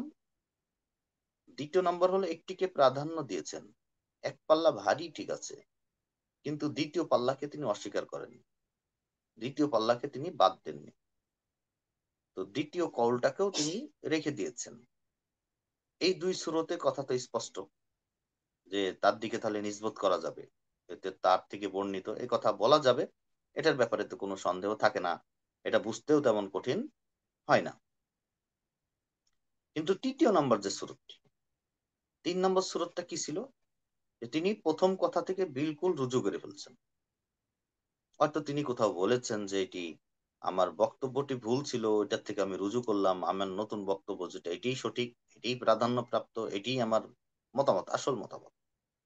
এভাবে যদি তিনি দ্বিতীয় ব্যক্তির ব্যাপারে বক্তব্য দিয়ে থাকেন, এই সুরতে তার দিকে নিসবত করা যাবে কি যাবে না?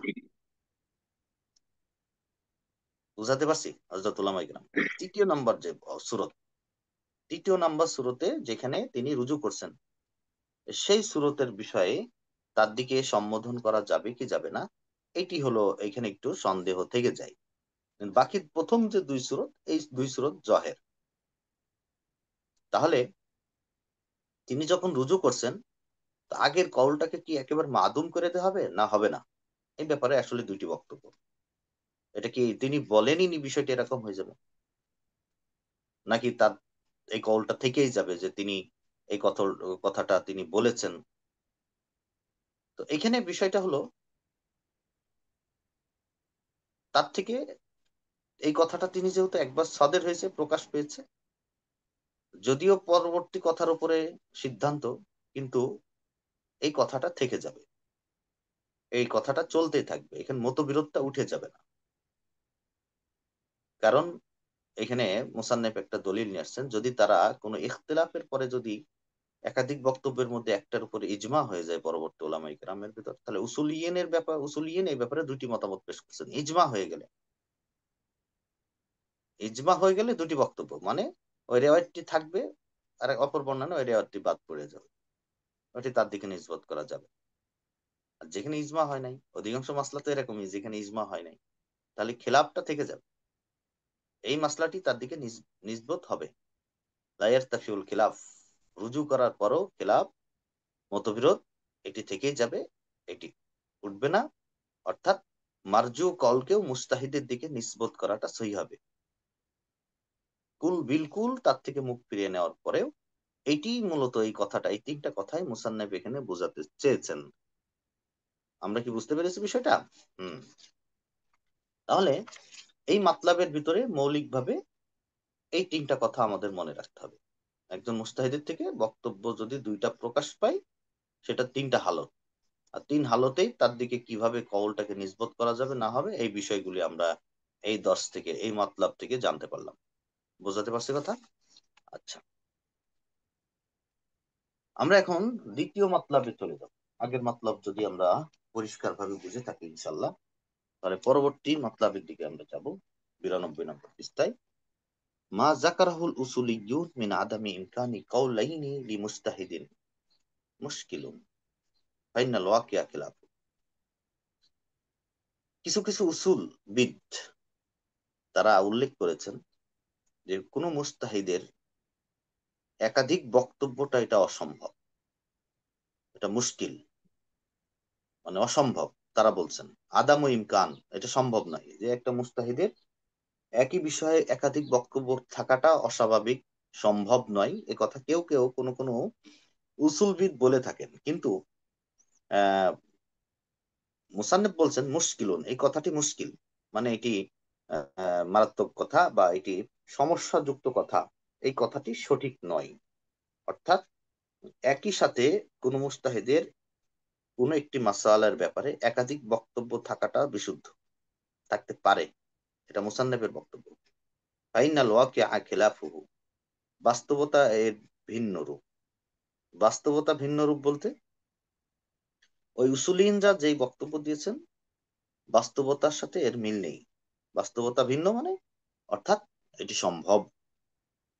আচ্ছা, আমরা এখন শিরোনাম থেকে ভিতরে ঢুকি, সেখানে কি লিখেছে। লাকিন মা যুকিরা ফি কুতুবিল উসুলি ইনদানা মিন আন্নাহু লা ইমকিনু আন ইয়াকুনা লিল মুস্তাহিদি কাওলান। উসুলের কিতাবে যা লেখা হয়েছে সেটা জবাব দিচ্ছে মূলত যে লাকিন মা যুকিরা ফি কুতুবিল উসুলি ইনদানা মিন আন্নাহু লা ইমকিনু আন ইয়াকুনা লিল মুস্তাহিদি কাওলান, যে একই মুস্তাহিদের কোন বিষয়ের উপর একাধিক বক্তব্য থাকাটা সম্ভব নয়, এটা কিছু কিছু উসুলের কিতাবের ভিতর লেখা আছে। কামা মাররা ইনাফি জালিকা, আমাদের এই বক্তব্যের সাথে সাংঘর্ষিক। আমরা যে বক্তব্য দিয়েছি এতক্ষণ, যে বললাম একটা মুস্তাহিদের একাধিক বক্তব্য থাকলে রুজু করলে কি হবে, রুজু না করলে, এই মাসলাই তো তখন থাকে না। যদি এই কথা মেনে নেওয়া হয় যে একই বিষয়ের উপরে একজন মুস্তাহিদের একাধিক বক্তব্য থাকাটা যদি অশুদ্ধ মেনে নেওয়া হয়, তাহলে তো আগের বক্তব্যর আমাদের আলোচনারই দরকার ছিল না। বলছি না ফিজ আলিক, আমাদের এই বক্তব্যের সাথে এটা সাংঘর্ষিক। লিয়ান্নাহু মাবনিয়ুন ফিমা ইয়াজহারু আলা মা যাকারু ফি তাআরুদিল আদিল্লাহ আন্নাহু ইযা ওয়াকাআ তাআরুদ বাইনা আয়াতাইন ইসারু ইলাল হাদিস। কারণ যেমনটি প্রকাশ পাই, কারণ এটি নির্ভর করে, এই মাসলাটি নির্ভর করে যা প্রকাশ পায়, যেমনটি তারা উল্লেখ করেছেন, অর্থাৎ ফি তাআরুদিল হাদিস আদিল্লাহ, যখন কোনো দলিল আদিল্লাহ, আগে তাদের মতামতটাকে আমরা বিশ্লেষণ করছি, তারপরে আমাদের কথা বলব। যে মনে করেন যখন আমাদের উসুলের কিতাবের নিয়ম কি, যখন মুস্তাহিদের কাছে কোনো বিষয়ের উপরে দলিলগুলি পরস্পর বিপরীতমুখী হবে, একাধিক দলিল এবং প্রতিটি দলিল পরস্পর বিরুদ্ধ যদি হয়, সেক্ষেত্রে নিয়ম কি, উসুলি ফিকহ তখন কি বলে? উসুলি ফিকহার বক্তব্য হলো ইজা তাআরাজা ওয়াকা তাআরুযু বাইনা আয়াতাইন, এই যদি তাআরুজ বা এই মতভেদটা দুটি আয়াতের মধ্যে হয়, কোরআনের আয়াতের ভিতর পরস্পর আপনার কাছে দুটি আয়াতকে সাংঘর্ষিক মনে হচ্ছে, তখন এক নিয়ম। যদি দুই হাদিসের মধ্যে হয় তখন ভিন্ন নিয়ম। সেটি এখানে আলোচনা হচ্ছে। তো যদি এমন হয় যে এই তাআরুজ বা মতভেদপূর্ণ জিনিসটি দুটি আয়াতের মধ্যে, তখন নিয়ম হলো, উসুলে ফিকহের নিয়ম হলো, তখন হাদিসের ভিতরে যেতে হবে, হাদিস দেখতে হবে, কারণ হাদিস হলো কোরআনের ব্যাখ্যা। আমরা ইসরাউ ইলাল হাদিস, হাদিসের দিকে যেতে হবে। কারণ কি, ফাইন তাআরাজা, যদি দেখা যায় হাদিসের মধ্যেও তাআরুজ রয়েছে, পরস্পর বিপরীতমুখী হাদিস রয়েছে, তখন নিয়ম হলো উসুলে ফিকহবিদদের কাছে বা ইলা আকওয়ালিস সাহাবা, হাদিসের বিশ্লেষণকারী হলো আকওয়ালুস সাহাবা, সাহাবায়ে কেরামের কওল, তখন আমরা সাহাবায়ে কেরামের কওলের দিকে ফিরে যাব। ফাইন তাআরাজাত, সাহাবায়ে কেরামের কওলও যদি পরস্পর বিপরীতমুখী হয়, তখন ফিরে যেতে হবে কোথায়? কিয়াসের দিকে, ফাইলাল কিয়াস। এখন কথা হলো, কিয়াসও যদি বিপরীতমুখী হয়, ফাইন তাআরাজা কিয়াসান ওয়ালা তারজিহ, দুই কিয়াসও কি পরস্পর বিরুদ্ধ, কোন ধরনের তারজি দেওয়ার সক্ষমতা নাই, তো ফাইন্নাহু ইয়াতাহাররা ফিহিমা, তাহলে সেই ক্ষেত্রে মুস্তাহিদের জন্য করণীয় হলো তাহাররি করে একটার উপরে সিদ্ধান্ত নেবে। ওয়া ইয়ামালু বিশাহাদাতি কলবিহি, এবং তার অন্তর যেটির প্রতি সাক্ষ্য দেয় যেটিই বেশি শুদ্ধ, সেটির প্রতি আমল করবে। ফাইজা আমিলা বিহামিদ আহাদিহিমা, এখন যদি সে দুইটার ভিতরে যে কোনো একটার প্রতি আমল করে, লাইসা লাহুল আমালু বিল আখরি, তখন দ্বিতীয় আরেকটি কথার উপরে কিন্তু তার আমল করা দুরুস্ত হবে না। ইল্লা বিদলিলিন ফাওকাত তাহাররি, তবে যদি এমন কোন দলিল তার কাছে থাকে যেটি তাহাররির চাইতেও শক্তিশালী, তখন ভিন্ন কথা। এখানে দেখেন, এই মতামতটা কিন্তু আমাদের হানাফি মাযহাবের উসুলে ফিকহের দৃষ্টিকোণ থেকে এই বক্তব্যটা বলা হলো। তাহলে এখন আপনি হিসাব করে দেখেন, হানাফি মাযহাবের যে তরিকা, ইজতিহাদ করার যে তরিকা, এই তরিকায় তো আসলে একাধিক বক্তব্য থাকাটা দুরূহ নয়, সহিহ না, হয় না হিসাবে। বুঝাতে পারি নাই? কারণ মনে করেন আপনার কোরআনের ভিতর যদি সাংঘর্ষিক হয়, আপনি কোথায় যাবেন? হাদিসে যাবেন। হাদিসের ভিতর যদি তাআরুজ হয়, তাহলে কোথায় যাবেন? আসারুস সাহাবা, সাহাবায়ে কেরামের আকওয়াল, তাদের আসারের দিকে ফিরে যাবেন। আসারুস সাহাবার ভিতরেও যদি তাআরুজ হয়, তখন চতুর্থ অপশন হিসেবে কোথায় যাবেন? কিয়াসে যাবেন। কারণ কিয়াসের ভিতরেও যদি তাআরুজ হয়, এতক্ষণ তো সমাধান হয়ে যাওয়ার কথা, কিন্তু সমাধান যদি না হয়, কিয়াসের ভিতরেও তাআরুজ, মানে কোনো দিকে আপনি প্রাধান্য দিতে পারছেন না, তো তখন আপনি কি করবেন? যদি কোনো দিকে প্রাধান্য দিতে না পারেন, সেক্ষেত্রে আপনার নিয়ম হলো ফাইন তাআরাজা কিয়াসান, কোনো তারজিহ নাই, প্রাধান্য দিতে পারছেন, তাহাররি করতে হবে। তাহাররি মানে হলো অন্তর থেকে আপনার ভাবতে হবে, চিন্তা করতে হবে যে এই কোন বিষয়টি এখানে বেশি প্রাধান্য প্রাপ্ত। আমরা সাধারণত নামাজের ক্ষেত্রে তাহাররি শব্দটা ব্যবহার করি। মরুভূমির ভিতরে আপনি হারিয়ে গেছেন, সেখানে দিক চিনতে পারছেন না, কোন দিকে পূর্ব, কোন দিকে পশ্চিম, অর্থাৎ কাবা কোন দিকে, কেবলা কোন দিকে, কেবলার দিক আপনি বুঝতে পারছেন না। তো সেক্ষেত্রে নিয়ম হলো আপনি সেখানে জানার মতো, চেনার মতো, কাউকে জিজ্ঞাসা করার মতো কাউকে যদি খুঁজে না পান, তখন শরীয়তের মাসলা হলো তখন আপনাকে তাহারি করতে হয়। অর্থাৎ আপনি প্রবল ধারণা, আপনি চিন্তা করবেন যে সূর্য এদিক থেকে উঠছে, এদিকে আসছে, এই সমস্ত চিন্তা ভাবনা করার পরে আপনার মন যেটাকে সাক্ষ্য দিবে যে বর্তমান তাহলে এইদিকে পশ্চিম হবে, তাহলে পশ্চিম যদি এদিকে হয় কাবা কোন দিকে হবে, অমুক দেশ থেকে কাবা এদিকে, অমুক দেশ থেকে, এদের চিন্তা ভাবনা এইভাবে গবেষণা করে সে অনুযায়ী আপনার ডিসিশন নিতে হবে, সিদ্ধান্ত নিয়ে সেদিকে মুখ করে নামাজ পড়তে হবে। এরপর নামাজ পড়ার পরে যদি জানতে পারেন যে আমার তাহারিটা ভুল ছিল, তবুও নামাজ শুদ্ধ, সমস্যা হবে না। এটি তো নামাজের তাহারির মাসলা ছিল, তাই না? তো একজন মুস্তাহিদের চতুর্থ অপশন হিসাবে যে বিষয়টি সামনে আসলো সেটি হলো তাহারি। এই তাহারি করার এই চতুর্থ অপশনটি কিন্তু হানাফি মাযহাবে। শাফি মাযহাব কিন্তু তাহারির প্রবক্তা নয়। তারা বলে যে না, তাদের বক্তব্য হলো যে ইয়ামালু বিআইহিমা শাআ মিন গায়রি তাহারি, কোনো তাহারি করা যাবে না, দুই কিয়াসের মধ্যেও যদি বিরুদ্ধ হয়। এখানে গিয়ে তিনি আমাদের সাথে দ্বিমত পোষণ করছেন। তার বক্তব্য হলো এখানে কোনো তাহারি চলবে না, যেটা খুশি সেটার প্রতি আমল করা যাবে, তাহারি করার দরকার নেই। যেটার প্রতি খুশি সেটার প্রতি তিনি কি করতে পারবেন, আমল করতে পারবেন। এই জন্য শাফি মাযহাবে আপনি দেখবেন খেয়াল করে, হানাফি কিতাবগুলি পড়েন বা তাদের কিতাবগুলি পড়েন, এই জন্য কোন মাসলার ভিতরে শাফি রহমতুল্লাহ আলাইহির একাধিক বক্তব্য পাওয়া যায়। আমাদের এই জিনিসটা কম। আর আমাদের যে সমস্ত আবু হানিফা রহমতুল্লাহ আলাইহ থেকে যে সমস্ত জায়গায় একাধিক বক্তব্য আছে, এটি মূলত দুই সময়ের বক্তব্য। এক সময় এক কথা বলছেন, আর এক সময় আর এক কথা বলছেন, বিষয়টা এরকম। কিন্তু ইমাম শাফি রহমতুল্লাহ আলাইহ একই মজলিসে তিন কথা বলছেন, এরকম আছে, দুই রকম কথা বলছেন, কারণ তার কাছে যে চতুর্থ অপশনটি তিনি না করে দিছেন। আমি বোঝাতে পারছি কথা? হুম। তো আমাদের দুই সময় দুই রকম কথা এটা আছে। আবু হানিফা রহমতুল্লাহ আলাইহ প্রথমে একরকম বক্তব্য দিচ্ছিলেন, যেমন নামাজের ভিতরে ফার্সি ভাষায় কেরাত পড়া, এটা তার প্রথম বক্তব্য। তিনি যেহেতু একজন অনেক বড় আল্লাহওয়ালা ছিলেন, বুজুর্গ ছিলেন, নামাজের ভিতরে একটা জজবার ভিতরে গিয়ে তিনি এই মাসলা দিয়েছিলেন, বা একটা সময় তিনি যে আল্লাহর সাথে কথোপকথন, আমার মাতৃভাষায় কথোপকথন হবে, এটার পক্ষে তিনি ছিলেন। তো পরবর্তীতে আবার তিনি অন্যদের কাছ থেকে এটি জানার পরে তিনি কি করছেন, রুজু করছেন। এখানে অনেক কথা আছে, সামনে ইনশাল্লাহ বলবো। তো আমরা আপাতত এতটুকু বুঝলাম যে হানাফি মাযহাবে যখন একাধিক দলিল তারুজ লাগে, পরস্পর সাংঘর্ষিক হয়, তখন আমরা সেই সংঘর্ষপূর্ণ দলিলগুলির মধ্যে সমাধান কিভাবে দিয়ে থাকি। তাহলে চতুর্থ যে অপশন সেটি হলো তাহাররি। এই তাহাররি নামক এই অপশনটা শাফি মাযহাবে নাই।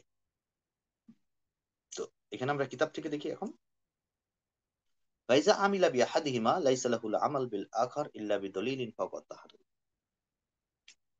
ক্বালু ওয়াকাল শাফি, ইমাম শাফি রাহমাতুল্লাহ আলাইহি বলেন, ইয়ামালু বিআইহিমা শাআ মিন গায়রি তাহাররিন, উভয় দলিল বরাবর হলে, কিয়াস বরাবর হলে, তখন যে কোনো একটির প্রতি আমল করবে, কোনো তাহারি করবে না।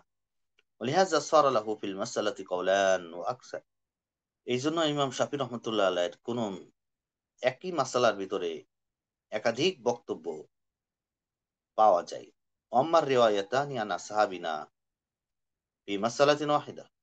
আর আমাদের সাথীদের থেকে, অর্থাৎ হানাফি মাযহাবের উলামায়ে কেরাম থেকে যে এক মাসলায় একাধিক বর্ণনা যে পাওয়া যায়, সেটি হলো ফাইন্নামা কানাতা ফি ওয়াক্তাইন, সেটি মূলত দুই সময়ের কথা। ফা ইহদাহুমা সহিহা, যার দুটির একটি হলো সহি, দুনাল উখরা, আরেকটি সহি না। লাকিন লাম তুরাফিল মুতাআখিরা মিনহা, লাকিন লাম তুরাফিল মুতাআখিরা মিনহুমা, একটা সহি আরেকটি সহি নয়। বিষয়টি এমনই ছিল, আবু হানিফা রাহমাতুল্লাহ আলাইহি দুইটা কথা বলছেন। কথার কথা মানে উদাহরণস্বরূপ আহ, তিনি আহ, কি বলে 50 হিজরিতে একরকম, 80 হিজরিতে তার জন্ম। তো তিনি 100 হিজরির সময় একটা কথা বলছেন, আর 110-এ আর এক রকম কথা বলছেন। তো এমন হতে পারে। তো কিন্তু ঘটনাক্রমে কোনটা আগে বলছেন কোনটা পরে বলছেন, এই কথাটা পরবর্তী উলামায়ে কেরাম শনাক্ত করতে পারেন নাই, যার কারণে এই মতভেদটা কিতাবের ভিতরে এখনো থেকে গেছে, না হলে এই মতভেদটা থাকতো না। ওয়ালা হাজা ফামা ইউকালু ফিহি আনিল ইমামি রিওয়ায়াতান।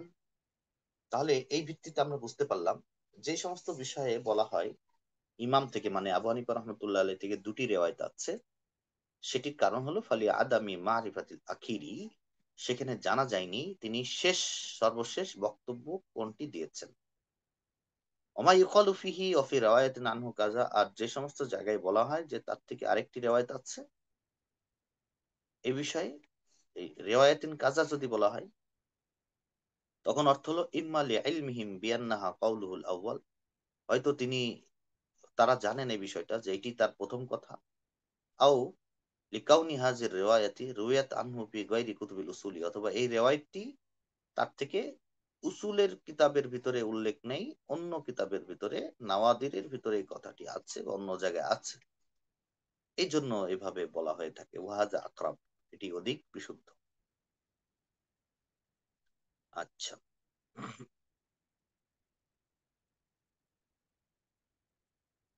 লাকিন লা ইয়াখফা আন্না মা যাকারুহু ফি বাহসি তাআরুদিল আদিল্লাহ মুশকিল।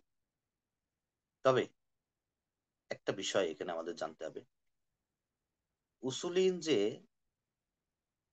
দলিল আদিল্লা যখন পরস্পর বিরুদ্ধ হয় সেখানে যে মূলনীতি বর্ণনা করছেন, লা ইয়াখফা আন্না মা যাকারুহু ফি বাহসি তাআরুদিল আদিল্লাহ মুশকিল, এখানে একটু সমস্যা আছে। কেন, কি সমস্যা? লিআন্নাহু ইয়ালজামু মিনহু আন ইয়াকুনা মা ফিহি রিওয়ায়াতানি আনিল ইমাম লা ইয়াজুজু ফিহি আল আমাল বিওয়াহিদাতিন মিনহুমা লিআদামিল ইলমি বিস-সহিহা মিনাল বাতিলা মিনহা। সমস্যাটা হলো যেখানে ইমাম আবু হানিফা রাহমাতুল্লাহ আলাইহি থেকে একাধিক বক্তব্য আছে, তো বোঝা যায় লা ইয়াজুজু ফিহি আল আমালু বিওয়াহিদাতিন মিনহুমা, যে এই দুই বক্তব্যের কোন বক্তব্য অনুযায়ী তো আমল করা সহি হয় না। যে কথাটা আমরা আগে বলে আসলাম, আবু হানিফার থেকে দুই রকম বক্তব্য কেন হয়েছে, তার ভিতরে একটাই সহি, দুইটা সহি না, কিন্তু আমরা তারিখ জানি না কোনটা আগের কোনটা পরে, এই কারণে। অথবা একটা জাহিরুল কিতাবের ভিতরে আছে, উসুলের কিতাবের ভিতরে আছে জাহিরুল রেওয়ায়তে, আর আরেকটি হলো নাওয়াদিরের ভিতরে আছে, এজন্য ফি রেওয়ায়তে নানহু বলা হয়েছে। তো এখানে সমস্যা যেটি দাঁড়ায়, যেহেতু আমরা বুঝতেই পারছি এই দুটির কথার ভিতরে যে কোনো একটা সহি, দুইটাই সহি না, বিষয়টা এমন দাঁড়ালো না। তাহলে যখন আমরা বুঝতে পারছি না যে কোনটা আসল কোনটা নকল, তাহলে তো এখানে তাওয়াক্কুফ করাটা বেটার। তো বলছে লা ইয়াজুজু ফিল আমাল বিওয়াহিদাতি মিনহুমা, কেন? লিআদামিল ইলমি বিস-সহিহা মিনাল বাতিলা মিনহুমা, কারণ এই দুইটার মধ্যে কোনটা সহি কোনটা বাতিল সেটা তো আমরা জানতে পারছি না। এখন যদি এমন হয় যে সহিটার জায়গায় আমরা বাতিলটা গ্রহণ করে ফেলছি, তাহলে তো ভুল হলো। এর জন্য বিরত থাকাটা ভালো, এমন বোঝা যায়। এবং অন্নাহুলা ইনসাবু ইলাইহি শাইউম মিনহুমা, এবং এমন হওয়া চাই যে এই দুইটা কওলের কোনো কওলই তার দিকে নিসবত করা দুরুস্ত হবে না, সহি হবে না, করা উচিত নয়। কামা মাররা আন বাদিল উসুলিয়িন, যেমনটি কতেক উসুলিয়িন এই কথা আগে কিন্তু বলেছে, সে কথা আমরা কিতাবের এই মাতলাবের শুরুতে পড়েছি। অথচ মা আন্না যালিকা ওয়াকিউন ফি মাসাইলিন লা তুহসা, কিন্তু এমন ঘটনা অনেক মাসলা, অগণিত মাসলার ভিতরে এসেছে যে আবু হানিফা রাহমাতুল্লাহ আলাইহি থেকে একাধিক বর্ণনা আছে। তার মানে কি ওই সমস্ত মাসলাগুলি আমরা বাদ দিয়ে দিব, ওগুলির প্রতি আমল করা আমরা ছেড়ে দেব? ওয়া নারাহুম ইউরাজ্জিহুনা ইহদার রিওয়ায়াতাইন আল উখরা, আমরা দেখি এই সমস্ত জায়গায় বাকি মুজতাহিদ পরবর্তী উলামায়ে কেরাম যারা আছেন হানাফি মাযহাবে, তারা দুই রিওয়ায়াতের একটিকে আরেকটির উপরে প্রাধান্য দিয়ে থাকেন। ওয়ায়ানসিবুনাহা ইলাইহি, এবং সেটিকে তার দিকে অর্থাৎ আবু হানিফার দিকে নিসবত করে থাকে। আল্লাযী ইয়াজহারু, তো যে বিষয়টি এখান থেকে প্রকাশ পায়, মা মাররা আনিল ইমামিল বালিগি আন বায়ানি তাওয়াদ্দুল আওজুহি ফি ইখতিলাফি রিওয়ায়াত আনিল ইমাম। আগে আমরা যে একজন ইমাম থেকে পড়ে এসেছি তার বক্তব্য, যে কোন ইমাম আবু হানিফা রাহমাতুল্লাহ আলাইহি থেকে একাধিক মতবিরোধপূর্ণ বক্তব্য বিষয়ে যে সূরতগুলি, যে 4-5টি সূরত আমরা পড়ে এসেছি, মা জিয়াদাতি মা যাকারনাহু মিন তারাদ্দুদিহি ফিল হুকমাইন, এছাড়াও আমরা ইতিপূর্বে যে আলোচনা করলাম যে তিনি যদি দুইটি হুকুমের ভিতরে যখন তিনি তারাদ্দুদ বা সন্দিহান থাকেন, দোদুল্যমান থাকেন, সেই পাঠ সহ ওয়াহতিমালি কুল্লি মিনহুমা ফি রাইহি মা আদামি মুরাজ্জিহিন ইনদাহু, এবং এই সম্ভাবনা সত্ত্বে যে উভয়টি তার দৃষ্টিকোণ থেকে বিশুদ্ধ, কোনো একটি তার কাছে প্রাধান্য প্রাপ্ত নয়, এরকম কোনো দলিল তার কাছে নাই। মিন গায়রি মুরাজ্জিহিন ইনদাহু লি আদিমা মিন দলিল, দলিল ভিত্তিক আও তাহাররিন আও গায়রিহি, এই সমস্ত বিষয়গুলি সব মিলিয়ে এখন ফাতাআম্মাল, বিষয়টা তুমি চিন্তা করো। সুম্মা লা ইয়াখফা, তবে এখানে একটা জিনিস গোপন থাকে না, অপ্রকাশিত থাকে না, আন্না হাজাল ওয়াজহ আল্লাযী কুলনাহু, আমরা যেই সুরতের কথা এখানে আলোচনা করেছি, আকসারু ইত্তিরাদান, সঙ্গতিপূর্ণ অধিক সঙ্গতিপূর্ণ, মিনাল আউজুহিল আরবাআতিল মাররাহ ফি ইখতিলাফির রিওয়ায়াতাইন, আগে যে একজন আলেমের থেকে চারটি ইখতিলাফুর রিওয়ায়াতের ক্ষেত্রে চারটি সবাব বর্ণনা হয়েছে, ওই চারটি স্বভাবের থেকে এই আমাদের এই আলোচনাটি ছিল অধিক সঙ্গতিপূর্ণ। ইত্তিরাদ মানে অধিক সঙ্গতিপূর্ণ। লিশুমুলিহি মা ফিহি ইস্তিহসান, কারণ আও ইহতিয়াত আও গায়র, কারণ এখানে এমন কিছু আছে যেটা ইস্তেহসানের ভিত্তিতে, সূক্ষ্ম কিয়াসের ভিত্তিতে হয়েছে, অথবা সতর্কতা রয়েছে, সতর্কতার সাথে বক্তব্যটি পেশ করা হয়েছে, বা অন্য অন্য কিছু কারণ আছে। ইস্তেহসানের আসলে এটা একটা পারিভাষিক শব্দ, এটার কোনো শাব্দিক তর্জমা করে এককভাবে এটার অর্থ করাটা মুশকিল। আমরা বলি এমনি, আমি সাধারণত বলি সূক্ষ্ম কিয়াস। ইস্তেহসানের, এটা হানাফি মাযহাবে ইস্তেহসানের একটা আলাদা অর্থ আছে, এই জন্য বললাম এটা পরিভাষা। ইস্তেহসান বলতে হানাফি মাযহাবে বোঝায় তারকুল কিয়াস, কিয়াস বর্জন করা, ইলা মা হুয়া আওলা মিনহু লিদালিলিন শারঈন, অর্থাৎ কিয়াস ছেড়ে দিয়ে কিয়াসের থেকে শক্তিশালী, কিয়াসের থেকে পাওয়ারফুল কোন দলিলের দিকে যাওয়া। অর্থাৎ শরীয়তের এমন আরো কিছু শক্তিশালী দলিল হয়তো সামনে আসছে, সেটা আসারে সাহাবা হতে পারে, কোন অন্য একটা হাদিস হতে পারে, কবরে ওয়াহিদ হতে পারে। তো সেই ক্ষেত্রে কিয়াস ছেড়ে দিয়ে শরীয়তের দলিলের দিকে যাওয়া কিসের জন্য? এর উদ্দেশ্য হলো, ইস্তেহসানের উদ্দেশ্য থাকে দুইটা, একটা হলো শরীয়তের উদ্দেশ্য পূরণ করা এবং মানুষের কষ্ট লাঘব করা। কোন একটা মাসলার ভিতর দেখা গেল এই দলিল অনুযায়ী মানুষের বিরাট কষ্ট হচ্ছে, তো আরেকটি দলিল আছে সেটি গ্রহণ করলে পারে এখানে উম্মার জন্য আসান হচ্ছে। তো শরীয়তের উদ্দেশ্য যেন হাসিল হয় আর মানুষের কষ্ট যেন লাঘব হয়, এই দুইটা দিকে তাকিয়ে উলামায়ে আহনাফ যে ফতোয়া দিয়ে থাকেন, যেটাকে কিতাবের ভিতর ইস্তেহসান বলেন, এটাই হলো ইস্তেহসান, কিয়াস বর্জন করে সূক্ষ্ম কিয়াস বা সূক্ষ্ম দলিলের দিকে রুজু করা, ফেরা, এটাকে ইস্তেহসান বলে হানাফি মাযহাব। তো যাই হোক, আবু হানিফা রাহমাতুল্লাহ আলাই এই ব্যাপারে, ইস্তেহসানের ব্যাপারে তিনি এক জায়গায় মন্তব্য করছেন, যেটা উসুলুস সারাকসির 2 নম্বর খণ্ডের 200 নম্বর পৃষ্ঠার ভিতরে আছে। তিনি বলছেন যে আবু হানিফা রাহমাতুল্লাহ আলাই বলেন, আল ইস্তেহসান হুজ্জাতুন, ইস্তেহসান হলো একটি দলিল, হুজ্জাতু তিসআতি আশারিল ইলম, যেটি হলো দলিল এবং তিসআতু আশারিল ইলম, ইলমের 10 ভাগের 9 ভাগ, ইলমের 9 ভাগ হলো ইস্তেহসানের মধ্যে, সূক্ষ্ম কিয়াস এটার মধ্যে। তো মুহতারাম ওলামায়ে কিরাম, তাহলে এখানে আরেকটা মাতলাব কি আমরা শেষ করতে পারবো? ইনশাআল্লাহ।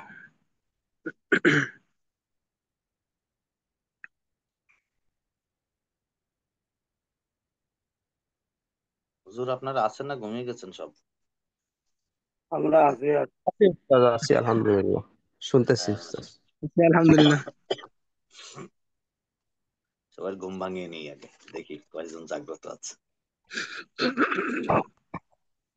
আব্দুল্লাহ মামুন ভাই আছেন, ফেরদাউস আহমদ উস্তাদ, ভাই আমি আছেন। জাগ্রত আছি, তবে ভিডিও অফ করা, ঘরে কারেন্ট নাই, হ্যাঁ, প্রচন্ড রকম গরম, বসারও নাই, অবস্থান নাই, এই জন্য একটু বাইরে আছি আর কি। যান মাঠে ময়দানে চলে যান, হাওয়া মুক্ত হাওয়ায় চলে যান। আহ, আমি অবশ্যই গত সপ্তাহে গ্রামে ছিলাম, ঢাকাতে চলে আসছি। আহ,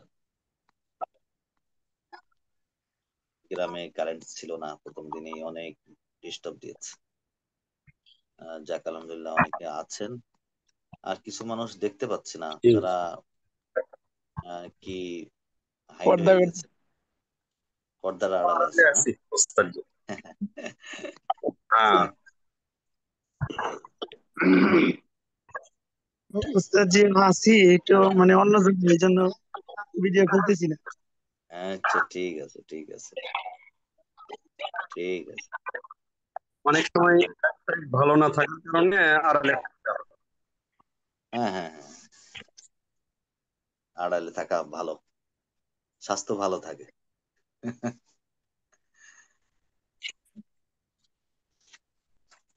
আচ্ছা, তাহলে আমরা এখানে কিন্তু আজকে খুব গুরুত্বপূর্ণ দুইটা চ্যাপ্টার গেল। হ্যাঁ, এই গুরুত্বপূর্ণ দুইটা চ্যাপ্টার ভালো মতো মনে রাখলে তারজিহ দেওয়ার ক্ষেত্রে ওলামা হানাফের যেই সিদ্ধান্ত মতামত, এটা আমাদের জন্য বুঝতে সহজ হবে। আমরা বুঝতে পারবো যে কিভাবে একাধিক বক্তব্য হয়, আর একাধিক বক্তব্য একই মাসলার ক্ষেত্রে ভিন্ন ভিন্ন মত কেন হয়, আর সেই মতগুলি কখন অফি রেওয়ায়াতিন বললে পার কি হয়, আর এই বিষয়ে আবু হানিফা রহমতুল্লাহ দুটি বক্তব্য বললে কি হয়, এগুলির শক্তিশালী কোনটা, দুর্বল, এই বিষয়গুলি এখান থেকে কিন্তু আমরা অনেকটা অনুধাবন করতে পারলাম। কখন কিভাবে তিনি এই বক্তব্য তার থেকে কিভাবে দুই রকম হলো, সেই বিষয়গুলো। তাহলে আমরা সামনে যাই ইনশাল্লাহ। হ্যাঁ, মাতলাবুল আকওয়ালু আসহাবিল ইমাম ফিল হাকিকাত আকওয়ালুহু ফামান কল্লাদাহুম লা ইয়াখরুজু আন তাকলিদি।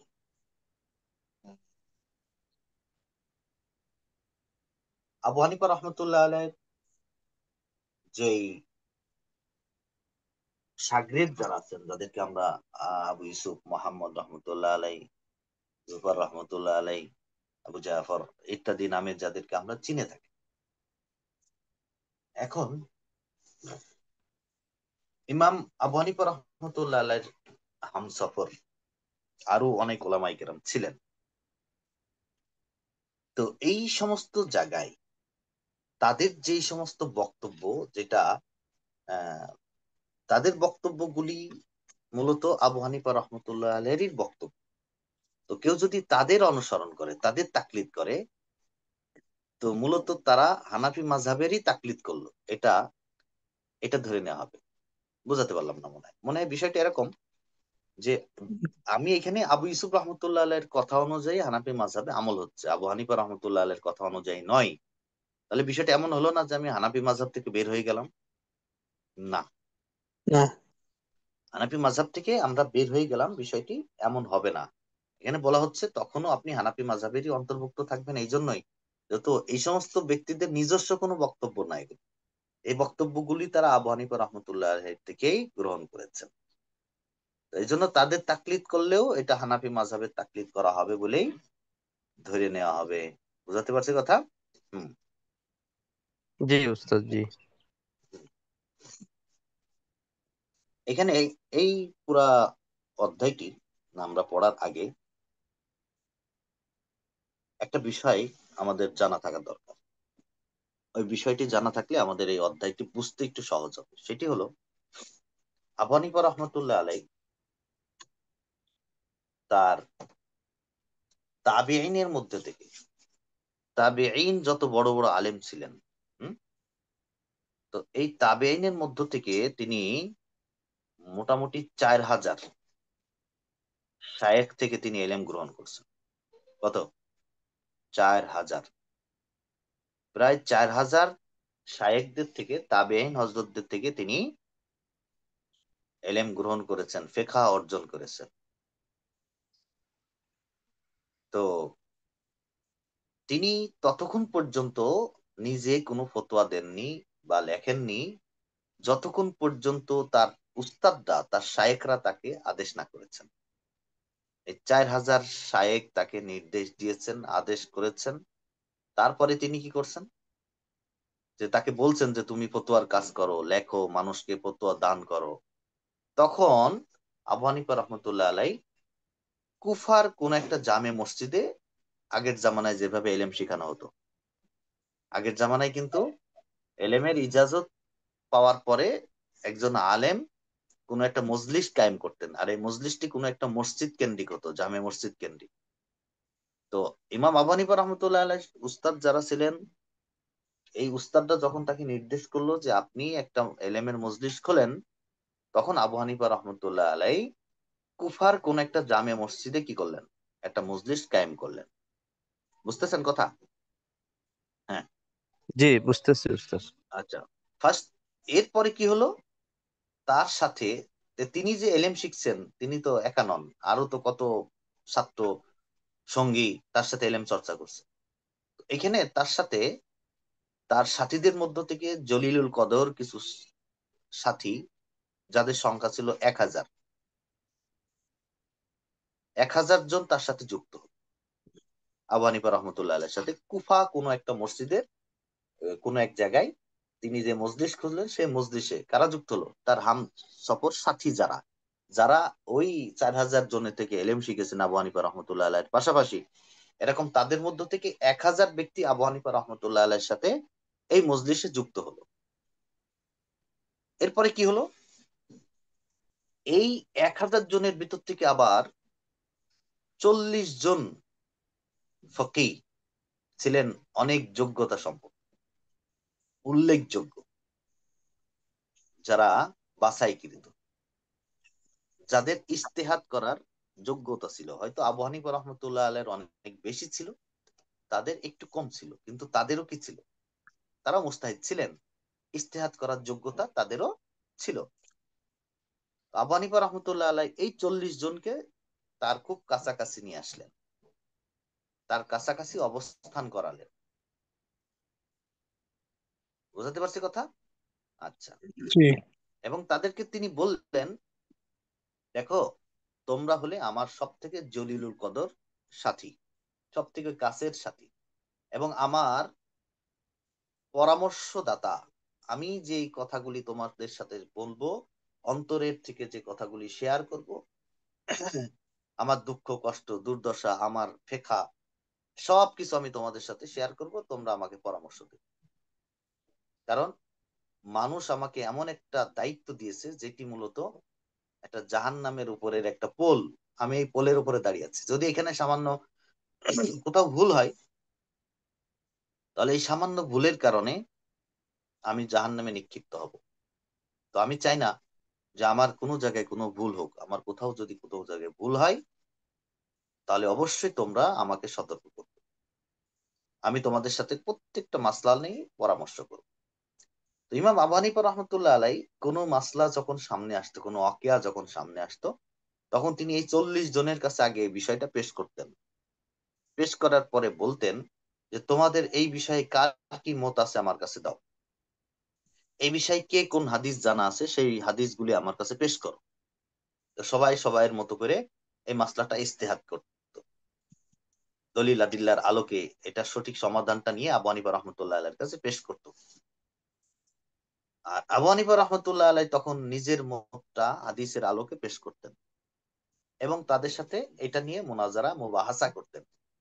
এই পরস্পর এই 40 জন আলেম ওলামা তারা নিজেরা পরস্পরে আগে মুবাহাসা মুনাজারা করতেন। এটা কতদিন ধরে করতেন? কিতাবের ভিতর লেখা আছে কখনো কখনো 1 মাস সর্বনিম্ন এই মাসলাটি নিয়ে মুবাহাসা হতো। কখনো কখনো 1 মাসের অধিক, 5-6 মাস, বছর লেগে যেত একটা মাসলা মুবাহাসা করতে, তাদের পরস্পর আলোচনা করে সমাধানে পৌঁছাতে। এক পর্যায়ে সর্বশেষ যে মতামতটি প্রাধান্য পেত, স্থির হতো, সেটি আবু ইউসুফ রহমতুল্লাহ আলাই সেটিকে আহ গ্রহণ করতেন, সাবেত করতেন। তো এই পদ্ধতিতে, এই সুরার পদ্ধতিতে, মূলত এই পদ্ধতিতে তারা উসুল তৈরি করেন। এইভাবে সুরা তৈরি করে একটা উসুল আস্তে আস্তে তারা তৈরি করেন। তো এখানে যেহেতু আবু হানিফা রহমতুল্লাহ আলাই এইভাবে 40 জনের মতামতকে নিয়ে তারপরে নিজের মতটাকে পেশ করতেন, এবং সেই অনুযায়ী মাসলা বের করতেন, গবেষণা করতেন। তো যার কারণে, যেহেতু সাথীদেরকে তিনি বলে দিয়েছিলেন যে তোমরা আমার যে কোনো মাসলা সবাইকে উন্মুক্ত ভাবে সেখানে দলিল পেশ করে তাদের গবেষণাটা পেশ করার রুখসত দিয়েছিলেন, এই জন্য মূলত অধিকাংশ মাসলা দেখা যায় হানাফি মাযহাবের বলতে পারেন যে 3 ভাগের 1/2 ভাগ মাসলা এরকম যেখানে বা 3 ভাগের 1 ভাগ মাসলা এরকম যেখানে আবু হানিফা রাহমাতুল্লাহ আলাইহির কথা অনুযায়ী আমল নয়, বরং আমল হলো অন্য হানাফি মাযহাবের অন্য আলেমরা কি বলেছেন তাদের রেওয়ায়েত, তাদের বক্তব্য অনুযায়ী এখানে আমল করে থাকি আমরা। তো এখানে এই কারণেই মূলত হানাফি মাযহাবের ভিতরে এই রেওয়ায়েতের ভিতরে ইখতিলাফটা দেখা যায়। বিভিন্ন জায়গায় বিভিন্ন মাযহাবে বক্তব্য পাওয়া যায়, যেটি আমরা অনেক সময় আবু হানিফা রহমতুল্লাহ আলাইহির মাযহাব না গ্রহণ করে আবু হানিফা মুহাম্মদ রহমতুল্লাহ আলাইহি বা আবু ইউসুফের মতামতকে গ্রহণ করেছি। তো এটা আবু ইউসুফ এবং মুহাম্মদ রহমতুল্লাহ আলাইহির মতামত গ্রহণ করার কারণে আমরা হানাফি মাযহাব থেকে বের হয়ে গিয়েছি, বিষয়টা কিন্তু এরকম না। বরং ওই যে আবু ইউসুফ রহমতুল্লাহ আলাইহির যে মত, এটা তিনি কোথায় পেয়েছেন? ওই যে ওই মজলিস, ফিকহি যে মজলিস হয়েছিল, যেখানে উন্মুক্ত ভাবে আগে এই মাসলাটি আলোচনা হয়েছে, আবু হানিফা রহমতুল্লাহ আলাইহি তার মত বলেছেন, অন্যরা তার মতামত বলেছেন, সেখান থেকে এই মতটি তিনি গ্রহণ করেছেন। এটা মূলত আবু হানিফা রহমতুল্লাহ আলাইহিরই বক্তব্য, তাদেরই আলোচনার বিষয়বস্তু। এই জন্য কোন ব্যক্তি যদি এই মাসলায় আমরা যখন আবু ইউসুফের অনুসরণ করছি, কি বলে মুহাম্মদ রহমতুল্লাহ আলাইহি অনুসরণ করছি, এর অর্থই নয় যে আমরা তার বিষয় থেকে আমরা হানাফি মাযহাব থেকে খারেজ হয়ে গেছি। আবু হানিফা রহমতুল্লাহ এমনটি কেন করছে? যদি তিনি সব বক্তব্যের ক্ষেত্রে এই 40 জনের মতামত নিয়ে তারপরে তার বক্তব্য তিনি যেটার উপরে রায় হয়েছে সেটাই তিনি বলেছেন। এটার পিছনে একটা ছোট্ট ঘটনা আছে, ওকে আছে। আজকে মনে হয় 10টা পড়ার সুযোগ হবে না, আমি ওকে এটা বলেই শেষ করি। একদিন আবু হানিফা রহমতুল্লাহ আলাইহি তিনি একটা ছোট বাচ্চাকে দেখলেন যে কাদা মাটির ভিতরে, বৃষ্টির পানির ভিতরে খেলছে। তো আবু হানিফা রহমতুল্লাহ আলাইহি বললেন, এই ছেলে, তুমি এখানে এভাবে খেলছো, তুমি পড়ে যাবা, পিছলিয়ে পড়ে যাবা, এভাবে খেলো না। তখন এই পিচ্চি, ওই বাচ্চাটি তখন উল্টা আবু হানিফা রহমতুল্লাহ আলাইহিকে বললো যে আপনি পড়ে যান না, আপনি সতর্ক থাকেন, কারণ ফাইন্না সুকুতাল আলিম সুকুতুল আলাম, আলিম আলাম, ফাইন্না সুকুতাল আলিমি সুকুতাল আলামি। কারণ আপনি হলেন একজন জগৎ বিখ্যাত আলেম, আপনি যদি পড়ে যান তাহলে সারা পৃথিবী পড়ে যাবে। এই ছোট বাচ্চাটি এই কথা বলার পরে ইমাম আবু হানিফা রহমতুল্লাহ আলাইহি তখন তার শাগির্দদেরকে সাথে সাথে বলল, দেখো, যদি তোমাদের কাছে আমি কোনো বক্তব্য পেশ করার পরে অন্য কোনো দলিল তোমাদের কাছে মনে হয় যে না এই বিষয়ে আর অন্য দলিল আছে, তাহলে তোমরা সাথে সাথে আমাকে সেই দলিলটি বলবে। কারণ আমার যদি কোনো বিচ্যুতি হয় তাহলে পুরা জাতির বিচ্যুতি হবে, পুরা জাতি এই কথাটা গ্রহণ করে তারা বিভ্রান্ত হবে। এই কারণে মূলত আবু হানিফা রহমতুল্লাহ আলাইহির সাথে তার শাগির্দদের এটা দ্বন্দ্ব না, এটা মতবিরোধ, যেটার ভিতরে রহমত আছে, ভিন্ন মত পাওয়া যায়। তো এই ভিন্ন মত গ্রহণ করলে কেউ হানাফি মাযহাব থেকে খারেজ হয়ে যাবে না, বিষয়টি এটাই বাস্তব। তো ওলামায়ে হযরত, আজকে তাহলে আমরা এই পর্যন্তই ক্ষান্ত দিই, আমাদের সময় শেষ হয়ে গেছে, 8টা বেজে গেছে, আমারও বাকি ক্লাস আছে, আপনাদেরও ব্যস্ততা আছে ইনশাল্লাহ। তাহলে আমরা আবার নেক্সট যে দর্স, সেখানে আমরা ইনশাল্লাহ বাকি বিষয়বস্তু নিয়ে আলোচনা করব। তাহলে আপনারা সকলেই ভালো আছেন? আলহামদুলিল্লাহ, ভালো থাকবেন, দোয়া করবেন আমার জন্য। আজকের এই বিষয়ের উপরে কারোর কোনো সংক্ষেপে কোনো কথা বক্তব্য থাকলে পেশ করতে পারেন। আমি কি গত 10টি দিছিলাম, পিডিএফ দিছিলাম? দিই নাই না? ও আচ্ছা, তাহলে গত 10টাও দিতে হবে, এটাও দিতে হবে। তো গত সপ্তাহে বাড়িতে ছিলাম তো হয়তো ভুলে গেছি মনে নেই। ঠিক আছে, তাহলে আমি গত 10টা ইনশাল্লাহ দিয়ে দেবো। তাহলে আজকে এই পর্যন্ত থাক ওলামা হযরত। ঠিক আছে, ঠিক আছে, ইনশাআল্লাহ। আসসালামু আলাইকুম ওয়া রাহমাতুল্লাহি ওয়া বারাকাতুহু। ওয়ালাইকুম আসসালাম।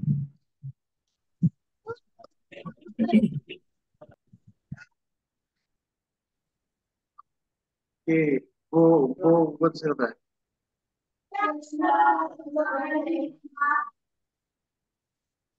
ফেরদৌস ভাই, বউ কোথায় গেছে? জি। বউ কোথায় গেছে? গালে হাত দিয়ে বসে রয়েছেন। না না, এরকম কিছু না। আচ্ছা ভাই, গ্রুপে ঢাকার আশেপাশে কেউ আছেন? ঢাকার আশেপাশে তো সব জেলায়, ঢাকার ভিতরে বলতে হবে। আচ্ছা ভাই, ওইটাই আর কি। ওই যে আমি আছি ঢাকা, কাজপুর থেকে, সোনারগাঁও। আচ্ছা, আমরা ঢাকাবাসী, এই গ্রুপটা কার? আহ, আমরা ঢাকাবাসী। এই গ্রুপটা আসলে কিসের? এটা তো সব আজগুবি খবর টবর আছে, বিরক্তিকর। 24 ঘন্টায় খুবই একটা বিরক্তিকর। আসলে 24 ঘন্টা রাত্রে ঘুমানো যায় না। মোহতারাম ফেরদাউস ভাই, আমাদের পরীক্ষার তোর কি কারণে দেওয়া আছে, নির্ধারিত সময় ঘোষণা করেছে এখনো? জি ওই না, এখনো করেনি।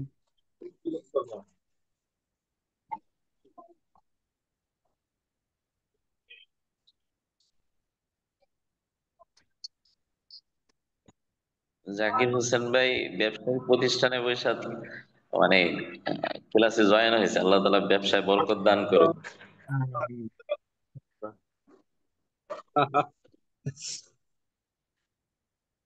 পাশাপাশি আপনার এই মুদিখানা, কাপড়ের ব্যবসা সবকিছু মিলেই ফাঁকা সময় যখন বসে থাকি তখন করি আর কি। ভালো তো। খেদমতও আছেন, পাশাপাশি খেদমত কি?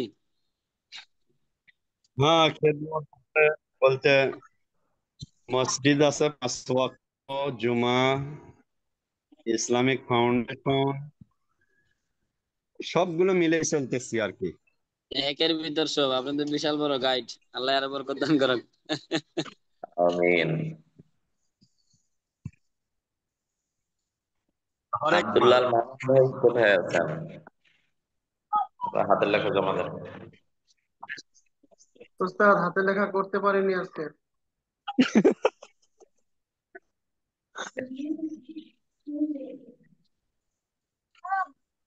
আমাদের ক্লাস 8টা থেকে, এই জন্য।